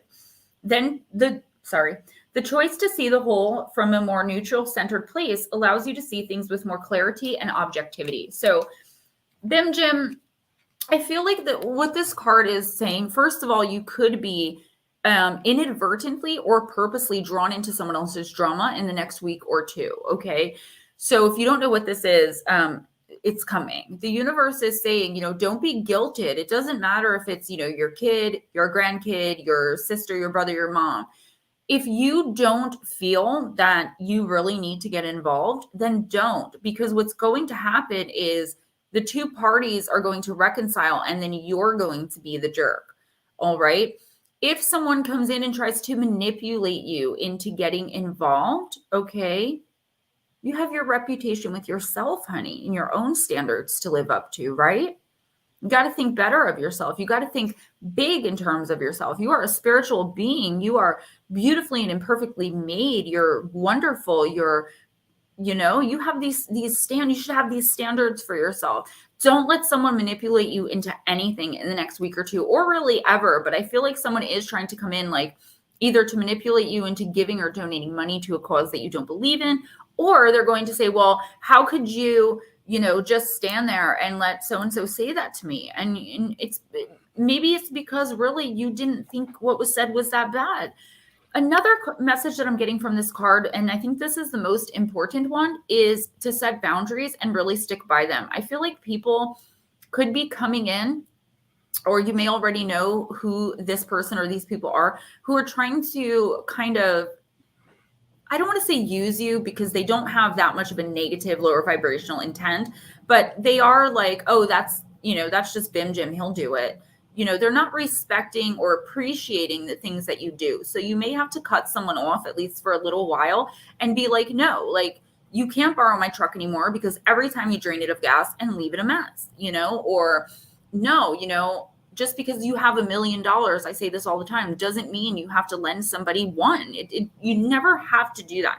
And you can always say no with kindness, dignity, and integrity. And that's what the universe is asking you to do. Simply stay out of it, because it's going to be really bad for you if you don't. Maybe not right away, but it will. It's not going to end well for you. Honey, I've had to shut my mouth about so many things that go on behind the scenes because of not only my professional reputation, but other people's, even though I see them as, I see them for who they truly are.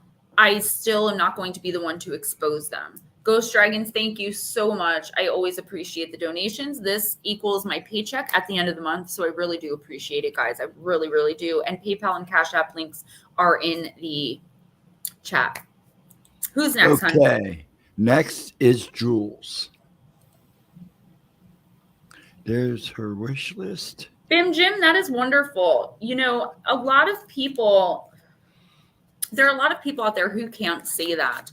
A lot of us in here, though, I think that we've all come a long way. And I feel like I can say now that I'm happy with my life. There are certain aspects of it that I wish were different and that I work hard to, strive for, like my own boundaries. I am a very big people pleaser. Like, God forbid someone doesn't like me. Like, I can have 100 people say something sweet about me, and then a troll will come in the comment and be like, I hate your voice. And I will cry because I'm like, oh my God, I have a horrible voice. Everybody hates me. But that's not true, because 100 people said how awesome I did on the video, and I think all of us have a little bit of that in us. But if you're happy in your life and you're confident in your life, do me a favor. Don't complicate it by getting involved in other people's mess. Lend an ear. But, if you're friendly or if you care about both sides, lend an ear to both sides and stay neutral. You are Switzerland, at least for the next 2 weeks. Yeah, he's a sweetie poo. I've never quite met anyone like Ghostdragonzw. I tell him that all the time. All right, Jules. We're all over the place. You just got to open your eyes and look.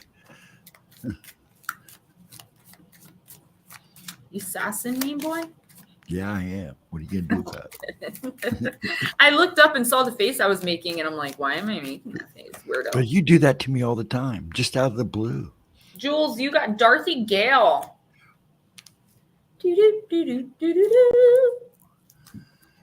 Card number 28. I was boring. These are translated from Italian, so the English is off.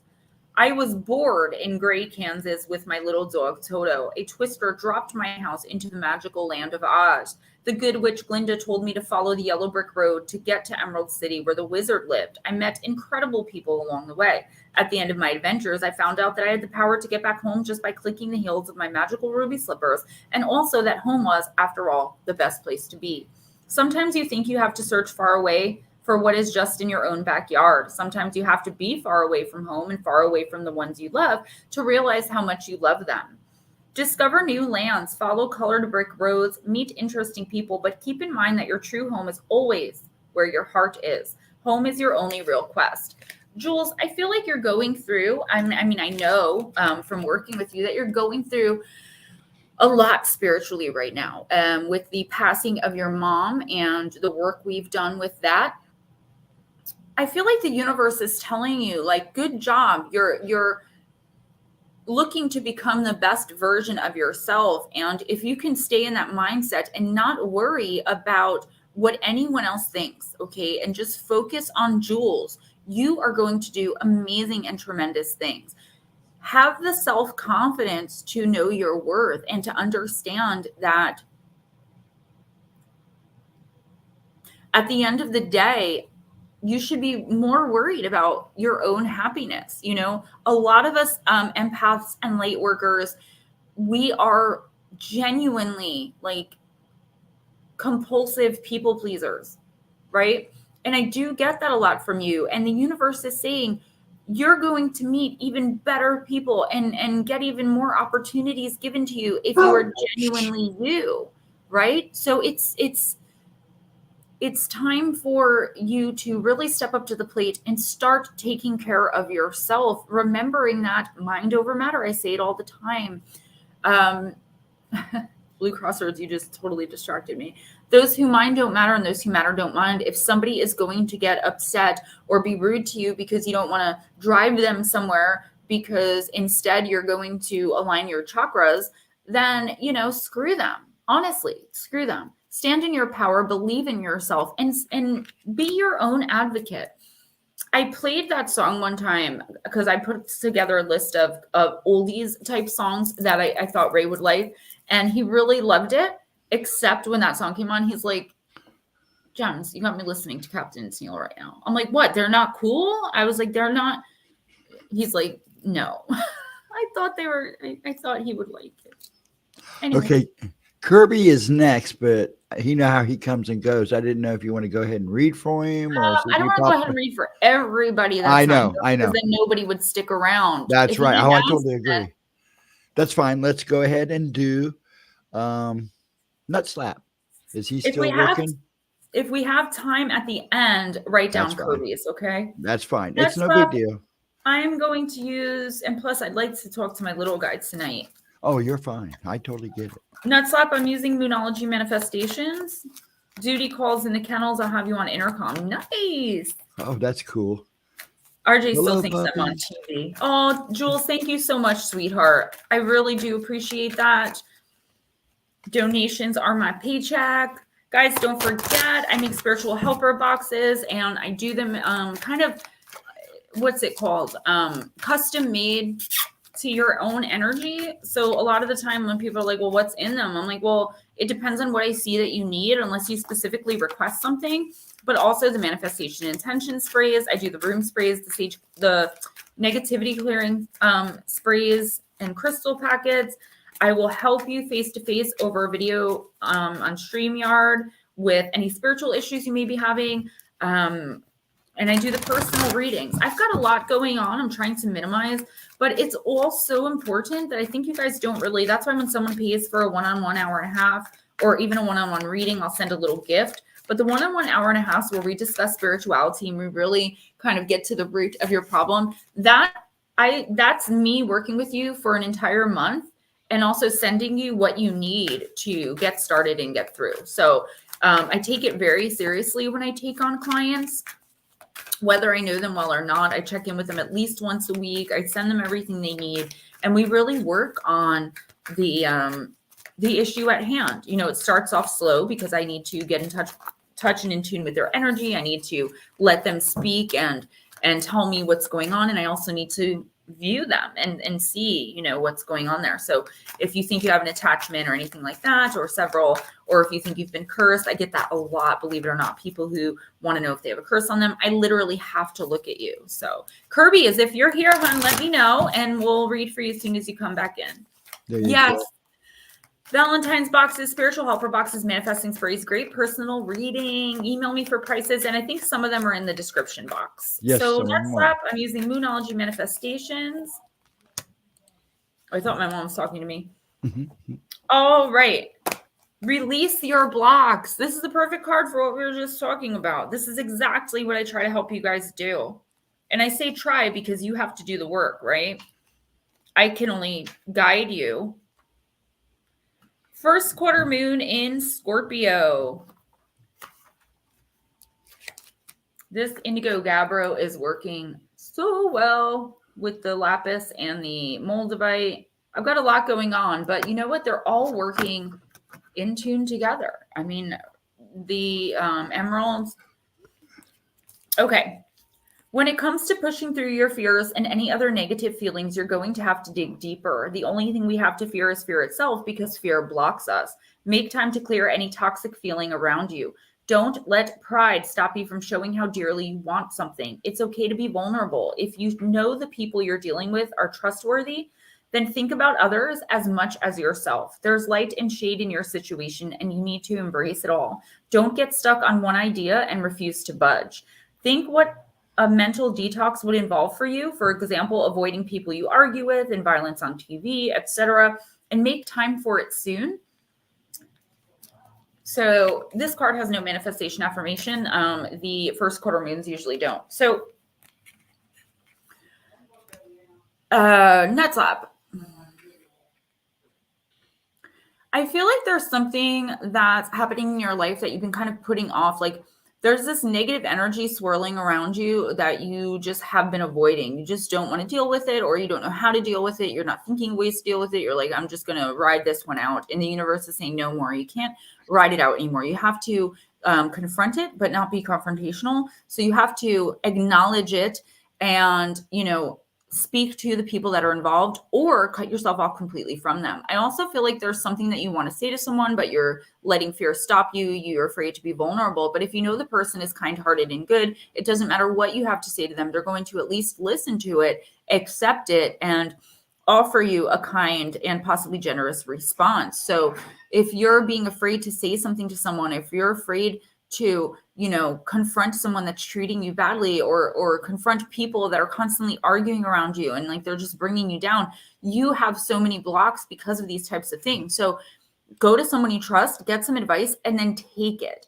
And also this week and next week, I feel like you're going to have to really compromise with someone or in some situation, and you're not going to want to do it. And the universe is saying, have you learned your lessons or haven't you? If you have, you're going to compromise. If not, looks like a tower moment. Everything's going to go to hell and you're going to have to start the process all over again.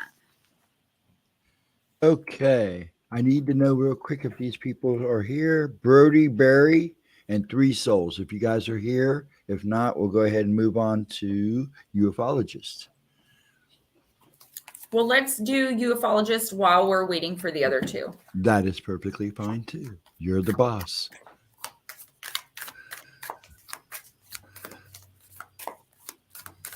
I still want my waffle sandwich though. I'll think about it. My mom made French toast this morning. Yeah, I saw that, man. It's so good, but she never makes enough. I found French toast. What do they call them? Fresh. They were like a French toast fritters is what they were. Oh, that sounds good. Oh man, they were so good. They were fresh. And it was like me and Dad were like, "Oh man, we're gonna have diabetic coma for this." Like that chocolate strawberry shortcake I was eating last week. That looks so good. I was like, why is she saying it was this? Really good, but the strawberry, I'm not big on that, because it wasn't like they had real strawberries on top, but the strawberries inside were like that jelly stuff. But it had chocolate mousse icing, which is one of my favorites. My mom knows too. My mom was a baker her entire life, from when she was 10 years old on. She was a master baker, but I don't like saying that because it sounds like something else and people always snicker. But she really is, she's good at what she does. And even though she's retired, she knows when it comes to my birthday cakes, I do not like buttercream. But with whipped cream, you can't put stuff on top, and you have to refrigerate it. It makes it difficult, but I guess I'm just high maintenance because I don't like buttercream icing on my cakes. I'm kind of picky about that too. Ufologist, shameless sensuality. I know it's not a happy song, but it is for me. To be sensual is to gratify the senses and physical self, but not exclusively in a sexual manner. This dragon phase message is twofold. The first is to ask if you are looking after your sexual needs. This is awkward. Your body is a tool of pleasure. Learn how to use it. Learn how to use it beyond yourself and for yourself. When you know what you like and what brings you intimate pleasure, give it to yourself without shame. You will feel more confident to share what you like with others. Explore your body and learn what makes your body shiver with delight. Learn its desires. Our senses inform us of our surroundings. Our brain analyzes the information gathered by our senses, and then our body reacts in response to the information, often unconsciously. We use our senses automatically. However, it could also be said that we take our senses for granted. When was the last time you used your senses with intent? I have to do it all day, every day. When was the last time you allowed yourself to be shamelessly sensual? I'll keep that one to myself. Her second message is that you employ your senses with intent and delight and learn from the experience. Fill your world with experiences that bring you pleasure. Eat food that makes your taste buds yearn for another bite. Listen to music that uplifts your spirits and makes you dance. Wear a favorite article of clothing or a sheet that feels oh so divine against your skin.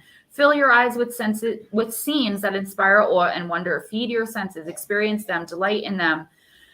Explore them, create sensory memories that inspire one of those smiles that make people curious to learn the cause of it. So I do feel like I'm going to skip the sexual stuff because that's not for me to speak publicly on. If it were a private or personal reading, I would give more. But ufologists, what I will say is that your senses might be in overdrive this week. So there's something going on around you, whether you're becoming more aware of either visitation from extraterrestrials or spirit. I feel like you're really going to be picking up that kind of energy this week, and the universe wants you to be aware of it. Don't ignore it. Don't pass off, the chills you get when you walk in a room as there being a draft. Remember that your senses are working in overdrive this week and next week, and that there is a reason for everything that you're feeling. Seek out what it is. Also, do something that you enjoy simply because you enjoy it, okay?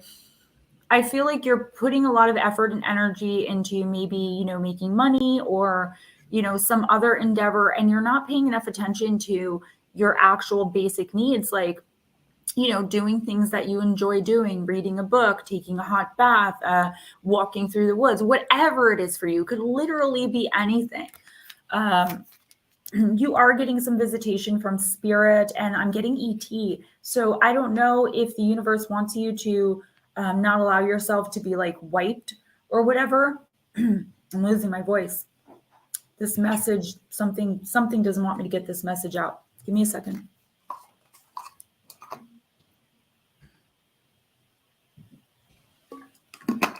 But pay more attention to yourself. And I do feel like you're giving a lot of energy out to other people. Maybe it's making other people happy, or worrying about if something that you do or say is going to offend or make someone else happy. Worry about and focus on yourself more. Go out and do something simply for the joy of doing it this week. Okay, I don't think Rachel Rodriguez is still here anymore. But Vibe With Me is, so you can go ahead and do her in case any of these people pop back up that we've called. All right. Ufologists, you have to make time. You absolutely have to. Even if it's just 15 minutes. That reminds me, I know the song Tears of a Clown, but Puff Daddy did a song, and it was actually really good, called I'm Going Home, or I'm Coming Home. And there's a part where he's like, I hear the tears of a clown. I hate that song. I always feel like they're talking to me when it comes on. And then there's another part that says, I don't know, some part, like I listened to it the other day and it really got to me. I had to turn it off, where he's like, so you've been a guest in your own home. It's time to make your house your own. Pick up the phone. I'm coming home. And he has these chicks singing the chorus in the background. It's actually a really pretty song. But he starts off with the Tears of a Clown line.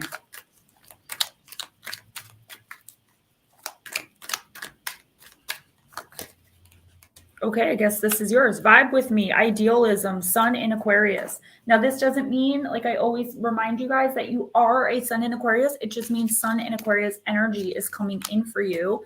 And the sun is in Aquarius right now. So that's actually a really good sign. Okay, darling Deb, thank you. I'm doing them I might do them tonight, but I might not have time. So I'm going to work on them. I usually have 6 or 7 for the Patreon. So it's going to be tomorrow, Friday, and you'll receive it at the very latest Tuesday, but I'm trying to get them all out by Friday night. So as long as I have the time. Sun in Aquarius, Vibe With Me, idealism. Okay. The Sun Aquarius character could be defined as having an unusual, determined, and sometimes stubborn temperament. Such types are not too concerned about what others think about their beliefs and behavior, and so may be considered quote-unquote original, if not downright eccentric. Questioning old, stick-in-the-mud ways and exploring the new is very much what Aquarians are about. Mental achievements are most important to Sun Aquarius types, and their quest is a constant exchange of ideas with others in order to fix their own beliefs. Their needs cause them to gather around them friends and acquaintances of all shapes, sizes, creeds, and colors. Sun Aquarians value interesting friendships with inventive or scientific people, and anything new, novel, scientific, and gadgety also has appeal. Essentially, a person of the 21st century, the Sun Aquarius keeps up with the times and supports the causes that takes us into the future. It is with this latter concern that people with this planet sign combination may find real satisfaction, bringing their sympathy for human problems to idealistic and good causes. When this card occurs in a reading, it often indicates help from friends with power and influence. It shows them that taking the lead in group activity could be rewarding, especially if the cause arouses the questioner's humanitarian instincts. Eccentric behavior, an original idea or invention, involvement in an attention-seeking act, sudden upset, lateral thinking, and influential acquaintance gives a helping hand. So I feel like there is something here that you're aiming for or have been working toward, okay? Or that you're thinking about starting. Vibe with me. I feel like you have the right connections in your life, but you're either reluctant to go to them for help or you don't realize that they can help you. I feel like if you don't give all your secrets away, and definitely don't call attention to your weaknesses, especially in the next week or two. But what I would say is casually mention to people who you think might be able to help you what you're planning or what you want to do. Or what you're working on. And I do see the universe really providing you with major opportunity and advancement in whatever this is. If it's, a side project that you've been working on for a while,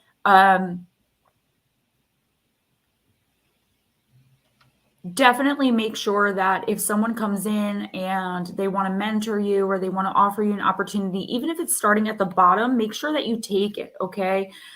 Otherwise, I do feel an upset in something that you've been trying out, that you've been wanting to do. If you feel like you have to do it all yourself. Michigan UFO sightings and paranormal encounters, love you. I miss you guys. I'm working on the 4th book. So vibe with me.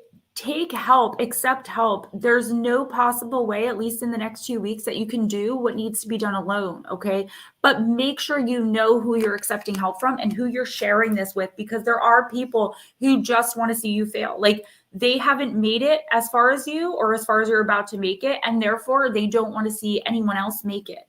It's like they feel like, there's someone around who's like stuck in a dead end job, or like who just, got divorced and now you're about to get married, something like that. So they feel like you're achieving everything they never could.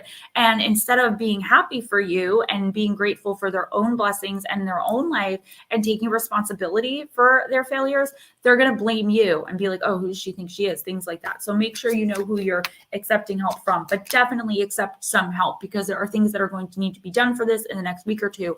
And you are just not going to be able to achieve it. Maybe someone brings an idea in that you hadn't thought of that can really speed things up or make you make more money, something like that. Don't give up either.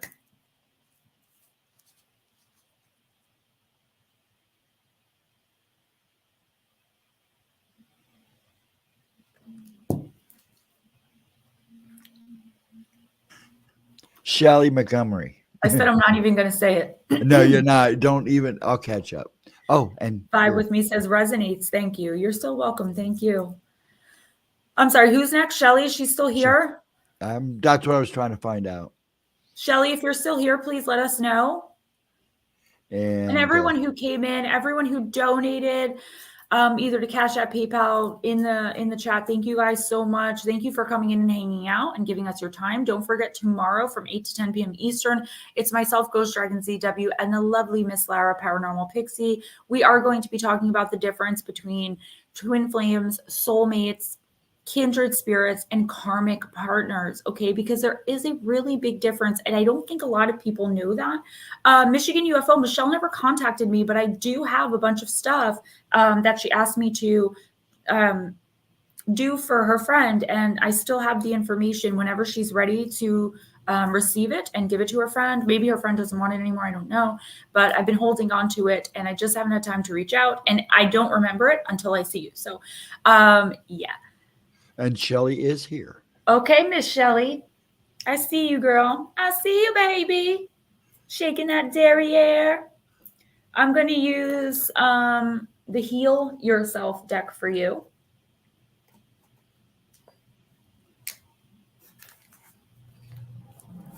It has. It's been really crazy energy. And I think the reason for that is everyone's so busy, and focused, is because we are coming into I kept saying, end of February up to mid-March should be when the energy shifts for us light workers and we really start focusing.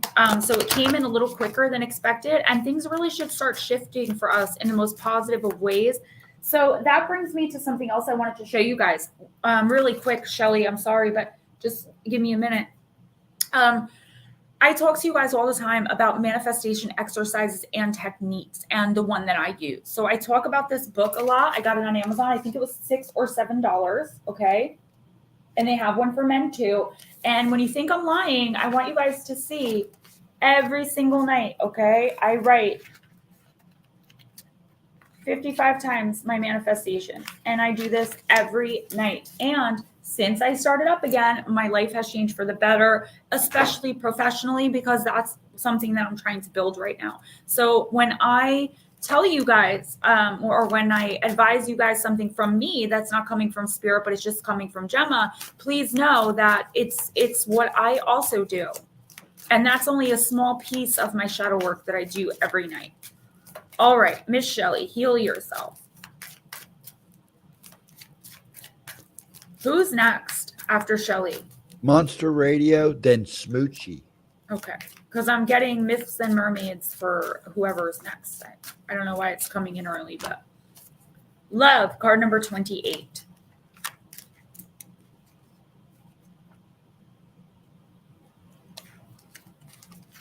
Shelley, let go of your limiting beliefs about love.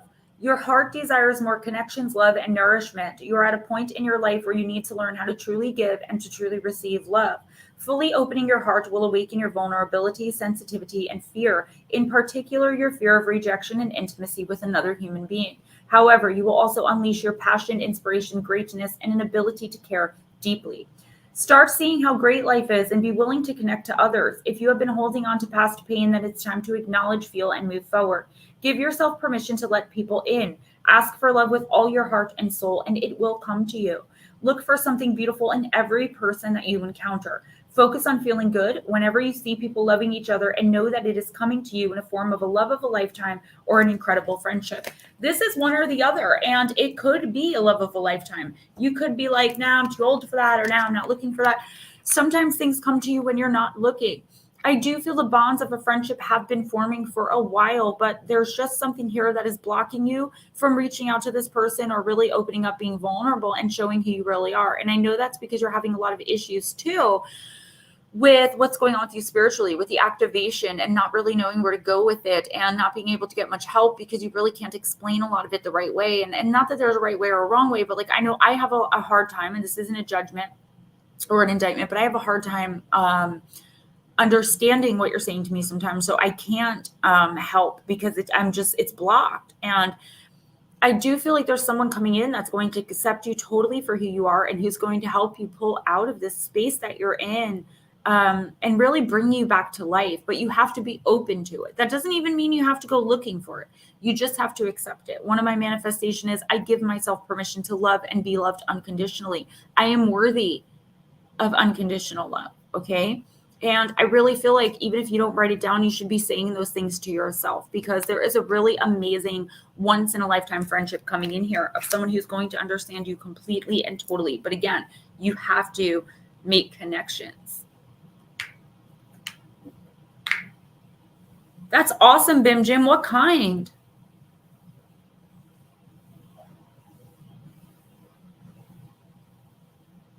You're muted, dude. Damn it.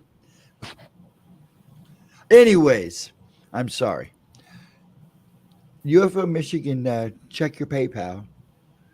Okay, thank you so much. And sir, would you like a reading? I can give it to you in place of Monster, because they're not here. Okay. Let's give Wayne a reading. Okay, sir, is that all right with you, sir? You got to give her the okay, though. Wayne, do you want a reading? I got a deck right here. I know he wants one.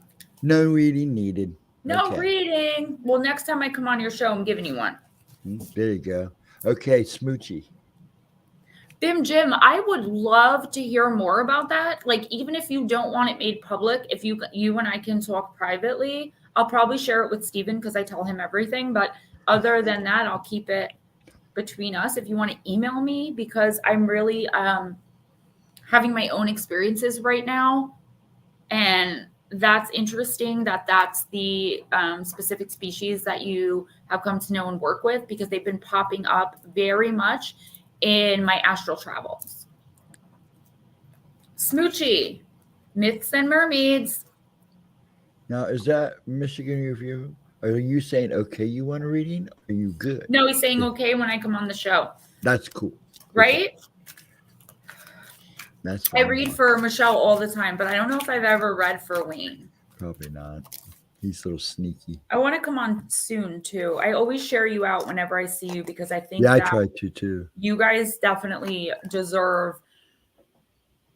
It drives me crazy, and I don't like to make judgments like this, right? Because it's not my place. But working in this community and knowing how much work goes into things and how much work goes in behind the scenes, to see people that are just horrible human beings and everyone loves them and they make so much money and they're doing so amazing, they get so many views, and really deep down inside they're just horrible. And then you see these really amazing people like Wayne and Michelle, and like I try to really help people who just are constantly beaten down by YouTube, by other creators, or who just aren't getting enough attention. So whenever I see that, like Forensic Mystics Cassie, not that she doesn't have a following, but like she deserves way more views than what she gets. That's awesome. Thank you so much for that. That means a lot to me. That really does. And I was just talking to Stephen about that behind the scenes, that like I'm trying to gain a reputation of, being reputable and being trustworthy and being honest. And the fact that you just said that now, after I had that conversation with him, before stream, is pretty amazing. And it means a lot to me, like more than you even know. So thank you for that. It's Miss you, Smoochie. Smoochie. She just said she was here. Sorry. Stop apologizing to me. A dazzling show of gilded glass can mask the tasteless, foul, and crass. Who knows what beastly mass confusion lies beneath such fine illusion? This glitzy, opulent charade, a glib attempt at masquerade, has fooled a wiser girl than me and left her swimming lost at sea. Why hope for anything but lies from him, the master of disguise? A pretty girl shows her attraction to an octopus clearly drawn in by the gold jewels and colorful gemstones dripping from his limber frame. So mesmerizing is his costume, she is oblivious to what might be lying underneath the surface.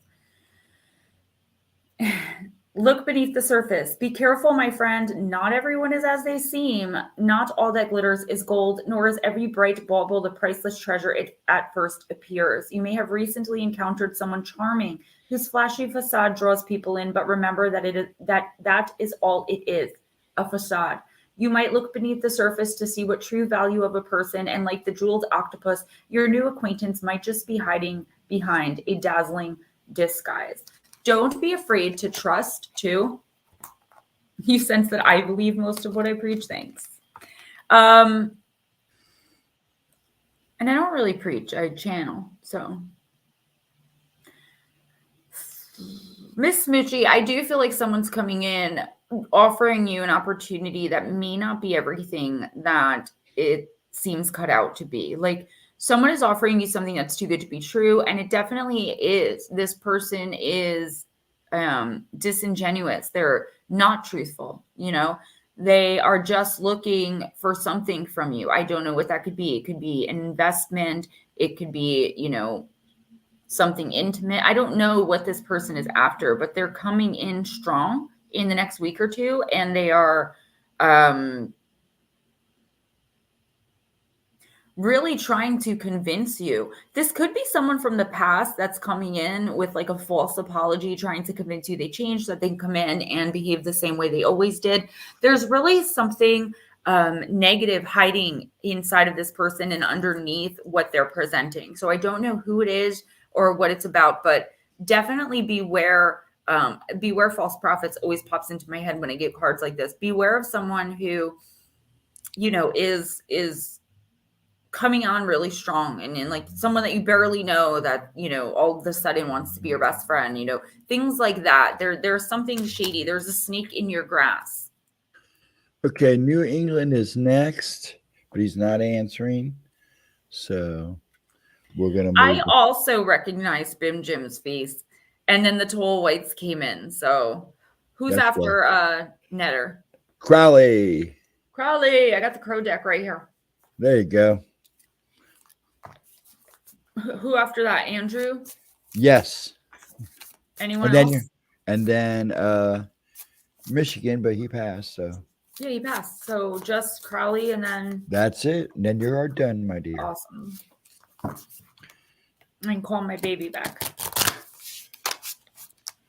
Your struggles make you authentic and you're a hard worker. That makes you trustworthy in my book. Well, thank you, sir. And I feel the same. And I feel like, eventually it's going to turn for us. And those of us that are true and honest and act with integrity all the time, even when the camera isn't rolling and people aren't watching, we're going to be the ones that succeed, whether it's on YouTube or just in life in general. All right, Crowley.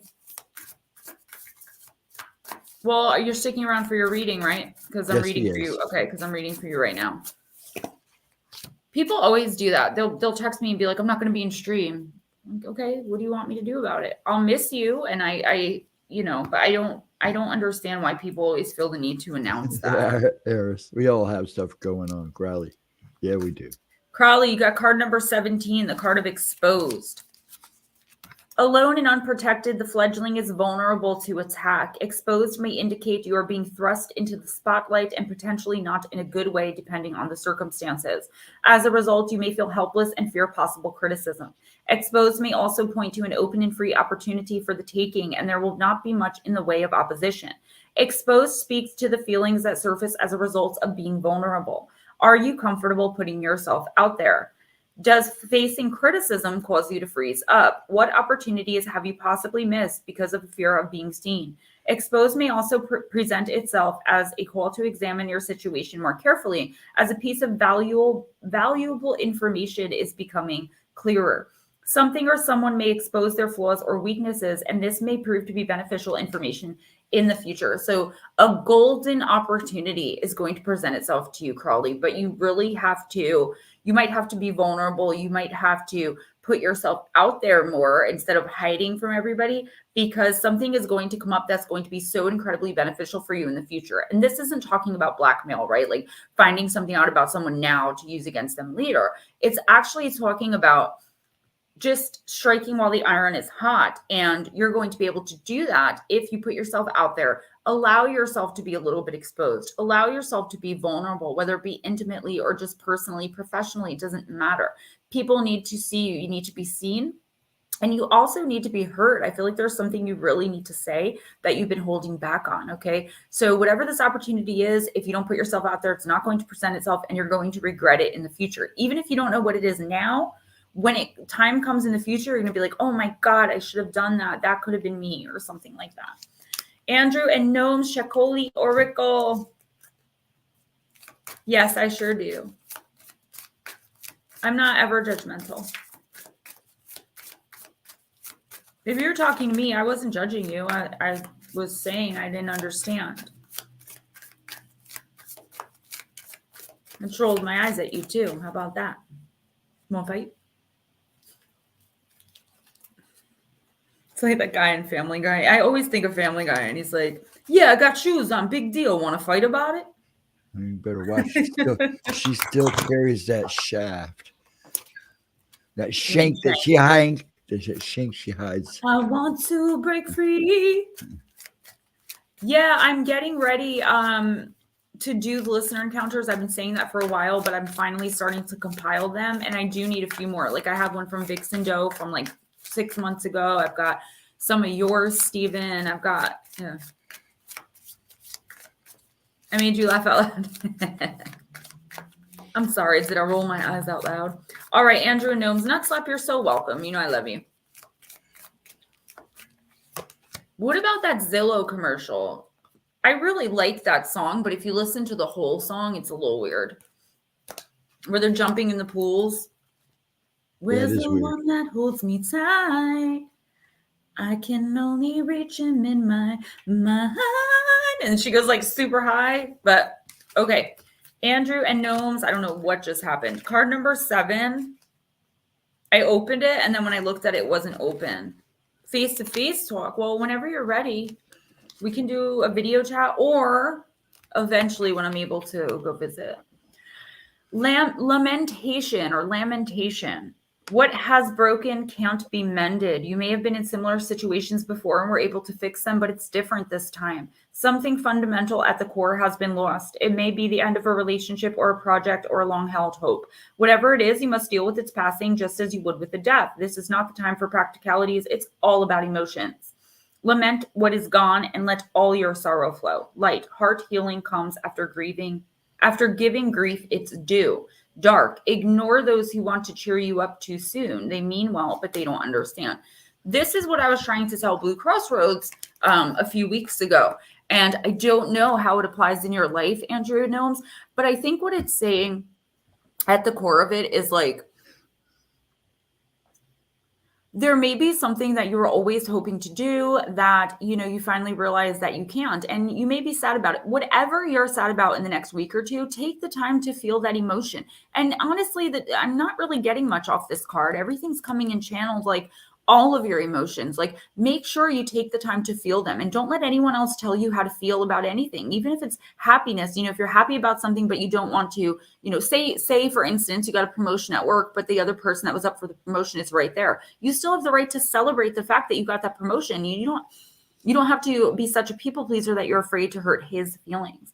I don't feel like this is lamentation of something or someone that's gone. It definitely could be. I'm getting more of the spark of a new hope, a new dream coming in to replace one that maybe you didn't accomplish and you don't even realize that's what it is, right? So say you used to play in a band in high school and you thought you were going to be famous, like, every other 15-year-old, but it was a true dream, and it's still a spark of it is kind of still in you. And then you come across someone who's looking for, a drummer. So it's something like that. Like, there's an opportunity coming in for you in the next week or two to revive a little piece of your soul that may be gone, like a little something that you lost along the way, a goal, a dream, a hope, a wish, whatever it is. Also, if this is about any kind of romantic and or interpersonal relationship, leave it go. Do not let this person back into your life. I don't care if it's like your brother and you had to cut him off 5 years ago because he stole money from you. He's going to be coming back in. A situation like that. Again, don't allow it back in. It's going to cause you nothing but grief, heartache, and pain. Let it go. All right, guys, I am out. Don't forget to check out the description box for all the good stuff that's in there. Purchase things from me, please. I need money like everyone else in the world right now. Also personals, if you ordered one or if you want to order one for March, make sure you do that this week because I'm trying to have them all out by Tuesday at the latest. Tomorrow night from 8 to 10 p.m. Eastern time is going to be myself, Ghostdragonzw, and Miss Lara, Paranormal Pixie. And we are going to, at least for a little bit, it's not going to be the entire stream unless you guys want to. We're going to be talking about the difference between karmic partners, twin flames, soulmates, and kindred spirits. And I've got a lot to say on the subject. It just keeps coming up, and I figured we could clarify. Bring whatever else you want to the table. And if you want to be on the show, email me tonight. You can come on audio only. You don't have to show your face. If you have an encounter, if you have anything that you want to talk about. Guys, I love you. If you need me, Blue Crossroads, if you need me, you can always text me. I'm like weird with the phone. I'm like, yeah, I'll call you in a few minutes. And then I never do because I literally hold my phone and stare at it. But because of past trauma that I'm working through, I have a really hard time with the phone. I lived with a schizophrenic alcoholic who, when the phone would ring, he would accuse me of having someone signaling me that was outside that was going to like hurt him. It happened so many times over a course of 4 years that I really do have a hard time with the phone. So I don't know why I went there, but yeah, that's one of the reasons I don't talk on the phone. So if you guys need me, and Blue Crossroads specifically, this message is coming for you. Definitely hit me up. Okay. Reach out. Darling Deb, I'll get back to you as soon as I have your reading. Guys, thank you so much for the PayPals and the Cash Apps too. Shelly, Michigan UFO, anyone else that threw some money in there. I really do appreciate it. Sorry to end early, but we're out of readings and I've got a lot to do and I'm hungry.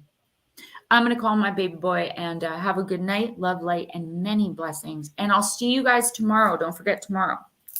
Bye.